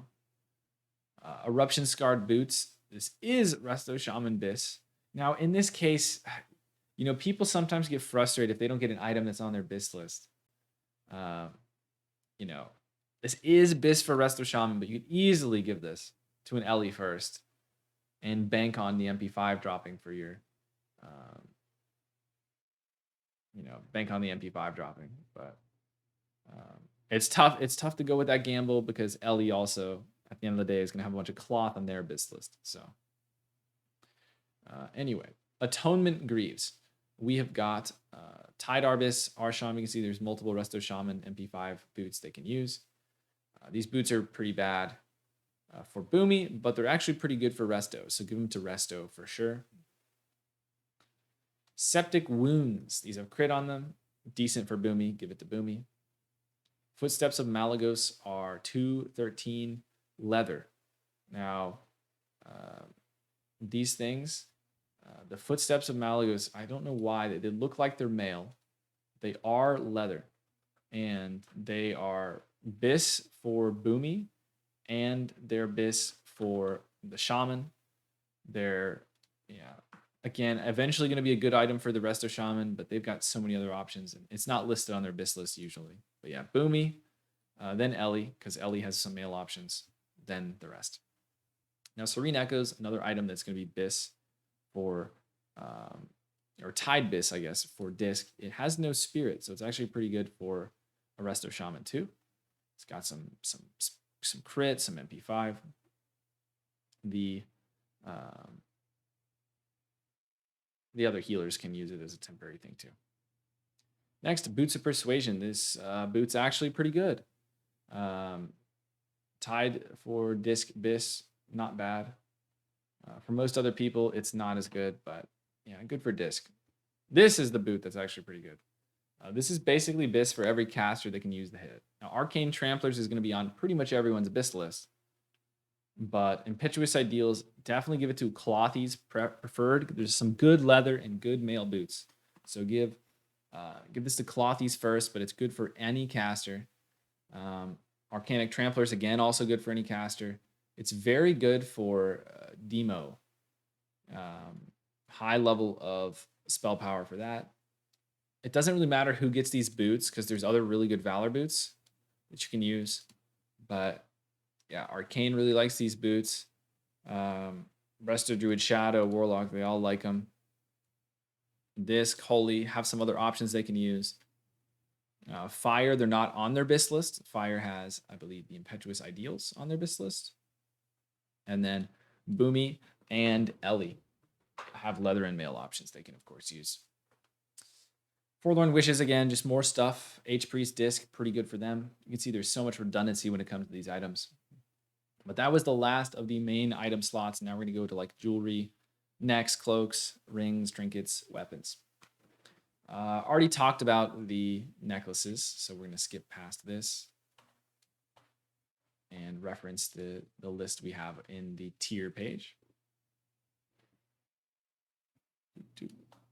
Now, Ceaseless Pity. This is a reasonable item for Resto Shaman, but it's not even really close to Bis, so just, yeah, Resto Shaman, maybe Disc, not the best still. Now, Cosmic Lights, now, it just kind of depends. This one kind of depends on how you see this item. If you're not giving your healers their neck from the Eye of Eternity very quickly, or from the Saffron, key that drops, your healers are going to be back in the line. This could be good for a Resto Shaman that's otherwise going to be on a bad neck for a while. They like all these stats, and Resto Shaman with crit is really good because they're giving armor buff to people in the raid with their chain heals, especially obviously the tank. But it's also good for Boomy. They like crit, can go to a Shadow Priest, Fire, Arcane. Warlock doesn't typically like this as much as they would just rather have the better neck from before. But yeah, good for a lot of people. Ellie doesn't like crit. That's why they're not here. Got a spirit neck. It's okay for a shadow or a boomy. Again, the crit makes it not as good for some of the other classes. Thunderstorm Amulet is a reasonable option for a warlock or something, or maybe a priest. Obviously, it has no haste on it, which makes it pretty good for Destro. That's an R, Destro. Chains of Adoration. This is a nice item your healers can sit on instead of getting the contested neck. It's R Druid. It's on their BIS list because the BIS neck has too much crit on it. The Disc, the H Priest can use this great too. R Shaman and H Power are going to be lower on this because they're going to be higher on other necks. Pennant Cloak. Now, this is an interesting one. Now, this item is very powerful for every class or every caster. It's just very good for everyone. There's only a couple classes that you could try and give another item to. Like, everybody wants this. Now, what is unique about this item is that it has a socket. So classes, you get an extra socket. It's 226 as well, and cloaks usually don't have sockets, so it's very, very overstated. So it's just going to be BIS for everyone. The classes that don't want it, Resto Druid doesn't want it because it has crit on it, and they'd rather something that doesn't have crit. Your Demonology Warlock might say they should get it, but if you're trying to be savvy with loot, you can give them a different cloak that has spirit on it. That would give them a good raid contribution for how much spell power they're bringing to raid. Besides that, everybody else just really wants this. You're just gonna kind of go down the list by who's biggest upgrade for. Now, you might be very shocked to see that there's some healers that this is very, very good for. Both of these healers could use this into phase 2, into Ulduar. This is very good for both of them, even in Ulduar. But that's also the case for some classes like Ellie and stuff. It just comes down to, at the end of the day, how big of an upgrade the item is. You don't have to give it to healers first if you don't want, but it's got very high intellect for the H-Pal. They can gem it with intellect. Certainly something that you could give to a healer first. But of course, if the philosophy in your guild is to give everything to DPS first, then obviously you could give it to others. Arcane really likes this cloak as well because they like intellect and the other stats that this provides. Affliction, Fire, Boomy, Ellie, H Priest, they all like it decently. And Disc and Shadow are towards the back. Now, the Cloak of the Unworthy Wizard, we're going to give this to our Demo stacking Warlock. You can see it has 10 more spell power before the socket, but with the Spirit, it ends up being more spell power contribution than Pennant Cloak, so that's good for your Demo stack Warlock. That's why they're not going to get it quickly. We're also going to give Shadow this thing. They can make good use out of this as well. Discs and some of the other people down lower here, they're going to be next on it. Reasonable cloak. Shroud of Luminosity, again, this can go to whoever. Shawl of the Old Maid. This is going to go to, any spirit caster that wants it. Whoever for Cloak of the Undying. Cloak of the Averted Crisis is, just a whatever MP5 cloak, not a big deal. All right, next we got some rings. So something to note right before we talk about these two rings. Wormist Band and Ring of Decaying Beauty are effectively the exact same item. Wormist Band has 1 more spell power and 3 less haste. But they're essentially the same. Some healers are going to want 2 of these in their BIS. Some only want 1 though, especially those that use the Valor Spirit Ring. Do not give Wormist Band and Decaying Beauty to the same healer if they can use the Spirit Valor Ring well. Really shouldn't ever be seeing like a disc or even potentially an H-Pal using 2 of those. Obviously, this is a healer item because the MP5 on it. R Druid really likes a Wormist Band. It's the same prio with both of them. Just don't get 2. But yeah, R Druid really likes this. H Priest likes this. Disc, H Pal, or Sham, they all like it, but yeah, doesn't super matter who, but they can all use it. A Signet of Manifested Pain. Now this one I think, especially if you have any consideration of giving Pendant Cloak to a caster, I think this one should definitely be going to a DPS. You know, this is a very good item for a DPS, and tons of casters want it, just like Pendant Cloak 226. But you see all these healing rings that would go to waste. These are all really good healing rings, whereas some of these MP5 cloaks, these are terrible. So if you're like, oh man, we can't give Pendant Cloak to healers, who's going to take Cloak of Dying and Averted Crisis? Well, these kind of suck anyway. They're just not good. Whereas these rings are actually very good. And so you don't need to have Signet of Manifested Pain as a healer. And you can go with some of these other sustain options that casters can't otherwise use. So who likes this the most? Fire, Boomy, Arcane, these all love it. Ellie, Priest, Affliction, they all like it too. But the high crit makes some of these classes particularly like this ring. And then you got kind of the rest of people down at the bottom. We're not going to give this to a Demo Warlock that we're stacking, because we're going to instead have them use the Valor Ring and Lost Jewel. Lost Jewel being a high spell power, high spirit item, our go-to for Demo stacking. I can also give this item to Boomy, Shadow, whoever. Seize Beauty, this is another healing ring. H-Pal, Arsham, Disc, and more healing rings. This is why we don't really want to give that big caster ring to healers. I could give this to whoever.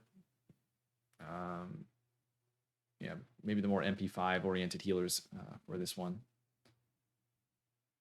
All right. One last thing I want to mention, that this is from a 10-man. I'm just mentioning that it's a very, very, very good ring. A lot of casters can use this for a very long time, even though it's item level 200. Another good hit caster ring, even though it's in a 10-man. All right, trinket time. We'll go through some of the meme healing ones first, and then the big caster ones. Soul the Dead. Yeah, this item is maybe good for Arsham or H Priest. Forethought Talisman maybe for Disc. Maybe. These are kind of weird. Maybe an H Priest could use this stacking Spirit. Some of these BIS lists mention some of these items. They're kind of cool items, but they're not typically seen as like really powerful or important. I've never seen anybody talk about Living Ice Crystal. I don't think it's very good. All right, Extract of Necromantic Power. I think it's bad from Sims, but the Priest Guide says it's supposed to be good. Maybe give it to a dot class, maybe Boomy, maybe Priest, maybe Warlock. Doesn't seem very good to me. On to Embrace of the Spider. Now, this is actually listed in the Arcane Mage Abyss list. Again, it's from a 10-man. Don't necessarily need to worry about it if it's from 10-man, but just to mention it. It is on the Arcane Mage Abyss list. It is particularly good for some of the classes that don't use the crit from Sundial very well. Afflictions, Priest do really well with this. Elemental does really well. Classes like Boomy do really well with Sundial. All right, Dying Curse, the moment of truth. So what's the deal with Dying Curse? It's got a bunch of hit on it. That's part of the item. But I think the biggest thing to think about, there's so many hit options, and there's so many ways you can get hit with badge items, valor items, so many different hit alternatives. I think the big part of this item is definitely going to be the proc. This is an item that has value into the second phase. One of the few items that has a lot of value into the second phase, into Ulduar. This item is very good, and for pretty much every caster is going to be BIS in Ulduar. At least current information. So what do we do with it? A Demo Warlock can get really high spell power with that 765 spell power proc. So it's very good for a Demo Warlock that you're trying to stack with spell power. Fires, Ellies, Boomies, these classes all gain a lot of damage from Dying Curse. It's not that Shadow, Affliction, and Ellie can't get it. You absolutely can give it to a deserving player. It's just in the Sims I was running, Fire, Ellie, and Boomy were gaining significantly more damage than Shadow, Affliction, and Ellie. At BIS level, of course, Sims vary. Feel free to prioritize player over class on this one, especially. This is, again, an item that's going to be BIS for more than one phase, so you should be prioritizing your players over your classes. But if you have really no idea who to give it to, Fire Ellie Boomy gain a little more simmed damage, not even a little, significantly more. I was not nitpicking. We're talking 40, 50 more DPS from the trinket than the others. And do not give this to an enhancement shaman unless you've got some very weird search. I don't know why you'd ever give it to an enhancement, but the reasoning for the enhancement on why they're trying to get it is when their fire elemental is up, if they snapshot it with spell power, it is the highest damage trinket, but not by much. It's barely better than like pre-raid trinkets that they otherwise would use. And when their fire LE is down, it's actually a damage loss over the pre-raid trinkets. Obviously, sims might update, situations might change, yada, yada, yada. But current information, it is a waste to give it to an enhancement shaman. So that is the deal with Dying Curse. On to the next contested trinket, Illustration of the Dragon Soul.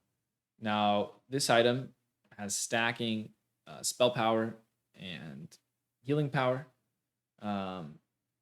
This is an item that can be BIS into the next phase. So let's talk about this one. So it's potentially BIS for some healers, only Disc and Resto Druid. Potentially BIS for healers for more than one phase. So Penitent Cloak, you don't want to give that to healers. That's perfectly fine. They might, maybe HPAL individually gains a little bit more from the item on paper, but you don't want to give it to him. That's fine. I think Illustration's different, though. I think Illustration actually will be uniquely better for Disc and Ardruid than the rest. Disc and Ardruid should not be having mana problems as they're entering phase 2. And basically every healing trinket in Ulduar is MP5. So Disc and Ardruid are likely to use Illustration for all of the phase. To give you some perspective, the Disc Wowhead guide says that they use Illustration until ICC, I believe they said ICC Heroic. So, we're serious here when we're talking about, I know everyone's just going to say caster, but it's genuinely very good for healers. And I think Disc and Resto Druid are the healers that would not want a lot of the MP5 stuff and intellect stuff that comes from Ulduar. With that said, most of these classes we talked about up above that weren't doing as well, maybe with Dying Curse, do better with Illustration. So Affliction, Shadow Priest, I would recommend giving it to them over, maybe some of these classes that you're giving Dying Curse to. Probably should not be giving Illustration and Dying Curse to the same person if you're trying to spread things out, trying to be fair. But yeah, these are big items.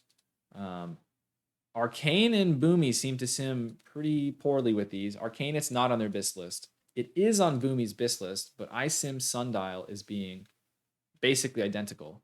Seems to me like it's a waste to give a Boomy an Illustration, unfortunately. Yeah. Demo Warlock. Let's talk about the Demo stack Warlock. Apparently, it's an ongoing discussion whether or not this is very good for a Demonology Warlock. The theory is that originally you want trinkets like Dying Curse that give procs of spell power because you get a really high amount of spell power and then you benefit the entire raid. You snapshot, you give the entire raid a bunch of spell power. Some people think that Illustration is just going to be really good for Demo to steadily be giving spell power to the entire raid. Who knows? Worst case scenario, though, again, you're already planning, or at least under the Prio I'm suggesting, we're already planning to give Demo a Dying Curse, so they probably don't need both right away. They can use Sundial and Snapshot for spell power. Cool. On to weapons. A couple things to note about weapons. There's a 226 one-handed mace. There's a 226 one-handed sword. The mace and the sword are way better than everything else, caster-wise. It's a very large gap. There's no other 226 caster weapons. There's only two.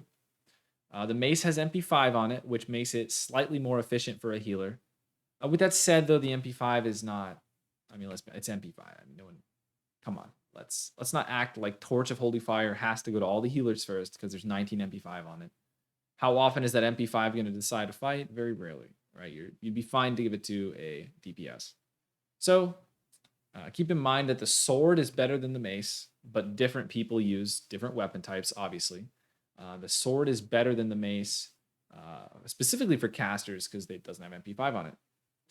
But for Torch, obviously, give it to the player, not the class.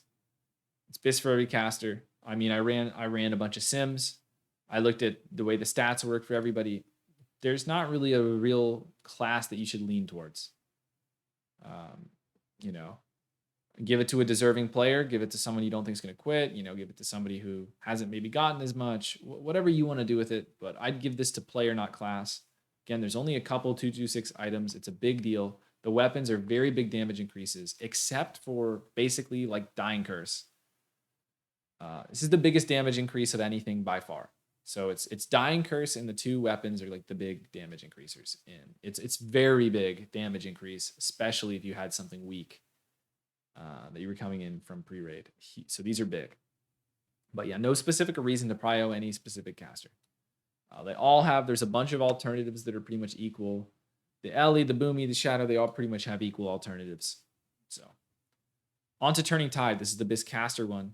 Again, all the casters that can use it are eligible to use it. If you want to demo stack your Warlock, again, a big increase to spell power is obviously the weapon.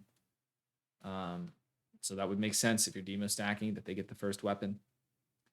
But besides that, again, all casters pretty much equal. HPAL last because they can use the hammer, which has MP5. And that would be, I guess, a little better efficiency of the stats. And the sword is really good for casters. The sword's a bigger upgrade than the mace for the equivalent casters, so you probably wouldn't want to use it on an HPAL. Could depend on how many of each you get, though. If your guild has seen 4 Turning Tides and 1 Torch, then maybe it's time to start giving it to the HPAL, right? Cool. Other items. These are all 213 weapons that are otherwise pretty good. Just making slight suggestions on who might use them a little more efficiently. Shadows and Boomies have a bunch of options they can use that have hit and crit on them. Some of the healers and Ellie don't like crit as much.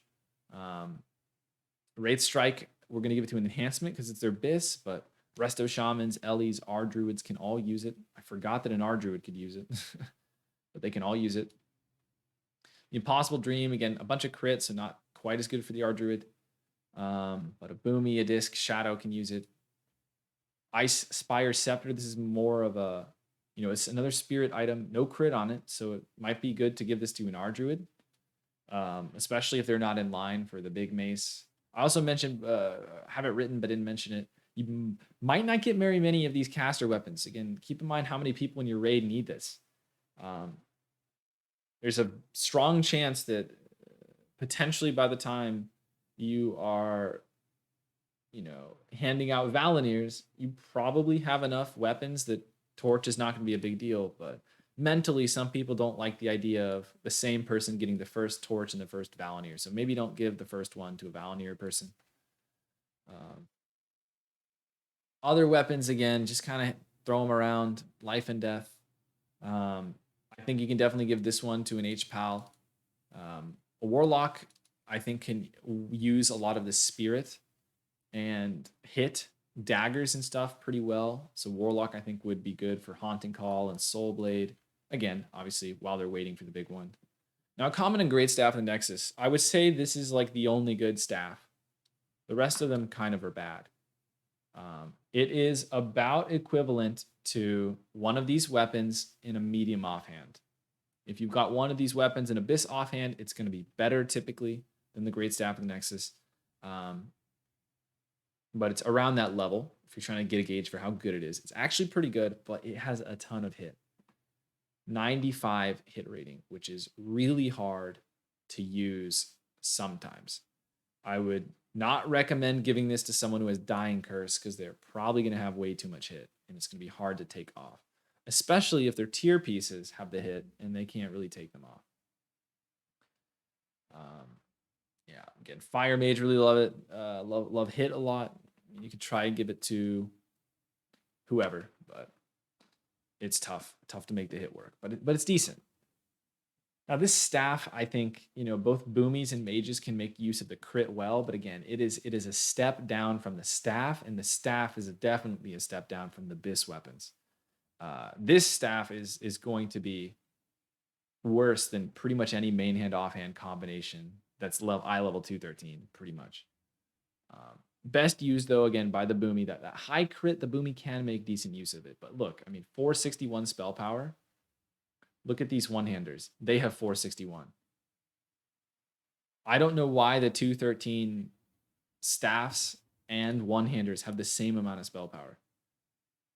I mean, they make up for it with the staffs and other stats and stuff, but casters like spell power almost more than anything at all times. So you lose so much spell power by not having an offhand. This is a whatever staff, not the worst. Again, another 213 staff, placeholder. These staffs are not that big of a deal, especially if you don't give the great staff. I wouldn't fret too much. Like if you give somebody the Spire of Sunset, I don't think that should like lock in forever. Like you're never getting a weapon. You already got a raid weapon. Well, some of these staffs are actually pretty weak. So I would not put too much value into them, except again, great staff. And then this can be pretty good for a boomy. All right, on to shields. Shield of Assimilation, not bad. Resto Shaman, H-Pal, Ellie. Voice of Reason can give it to an Ellie or an H-Pal. Maybe give the Resto Shaman the Shield of Assimilation first. There's also the Resto Shaman likes intellect less than the H-Pal, so they could maybe use an offhand a little bit better. Maybe something like the Urn of Lost Memories. Whereas the H-Pal really can't afford not to have their shield because they need that int enchant. All right, this is Bis for most people, Matriarch Spawn. It's the non-hit option. Can give it to a Demo stacked Warlock first because it's going to give them the most spell power. After that, anybody you want. R Druid, H Priest. Really like it. Arcane Affliction. These guys can use this one down below. Surplus Limb and Accursed Spine are good for a lot of the casters. So you can give this to some of the healers. I wouldn't give this to every healer though, because you want to make sure you at least have a disc or someone taking the urn of Lost Memories. But it's such high crit, it's not the best for a Resto Druid. It'd be a pretty big downgrade. Yeah. Besides that, you got a bunch of casters that want this thing. You've also got a crit version now. Boomy and Fire should go for this instead of the other one. This is even on some bis lists for Boomy. So they should utilize this, the high crit, while everyone else uses the more contested ones. And then, of course, you've got the hit offhand. Bis for lots of people if they need the hit. The offhand's going to vary based on your situation. All right. That is it.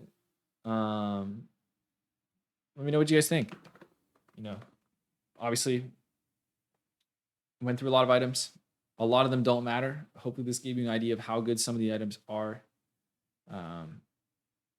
Covered more than we probably needed to. Just let me know what you guys think. Thanks for watching, guys. Appreciate it. And I will see you guys next time. Make sure to subscribe and follow my Twitch in the description below. Take care.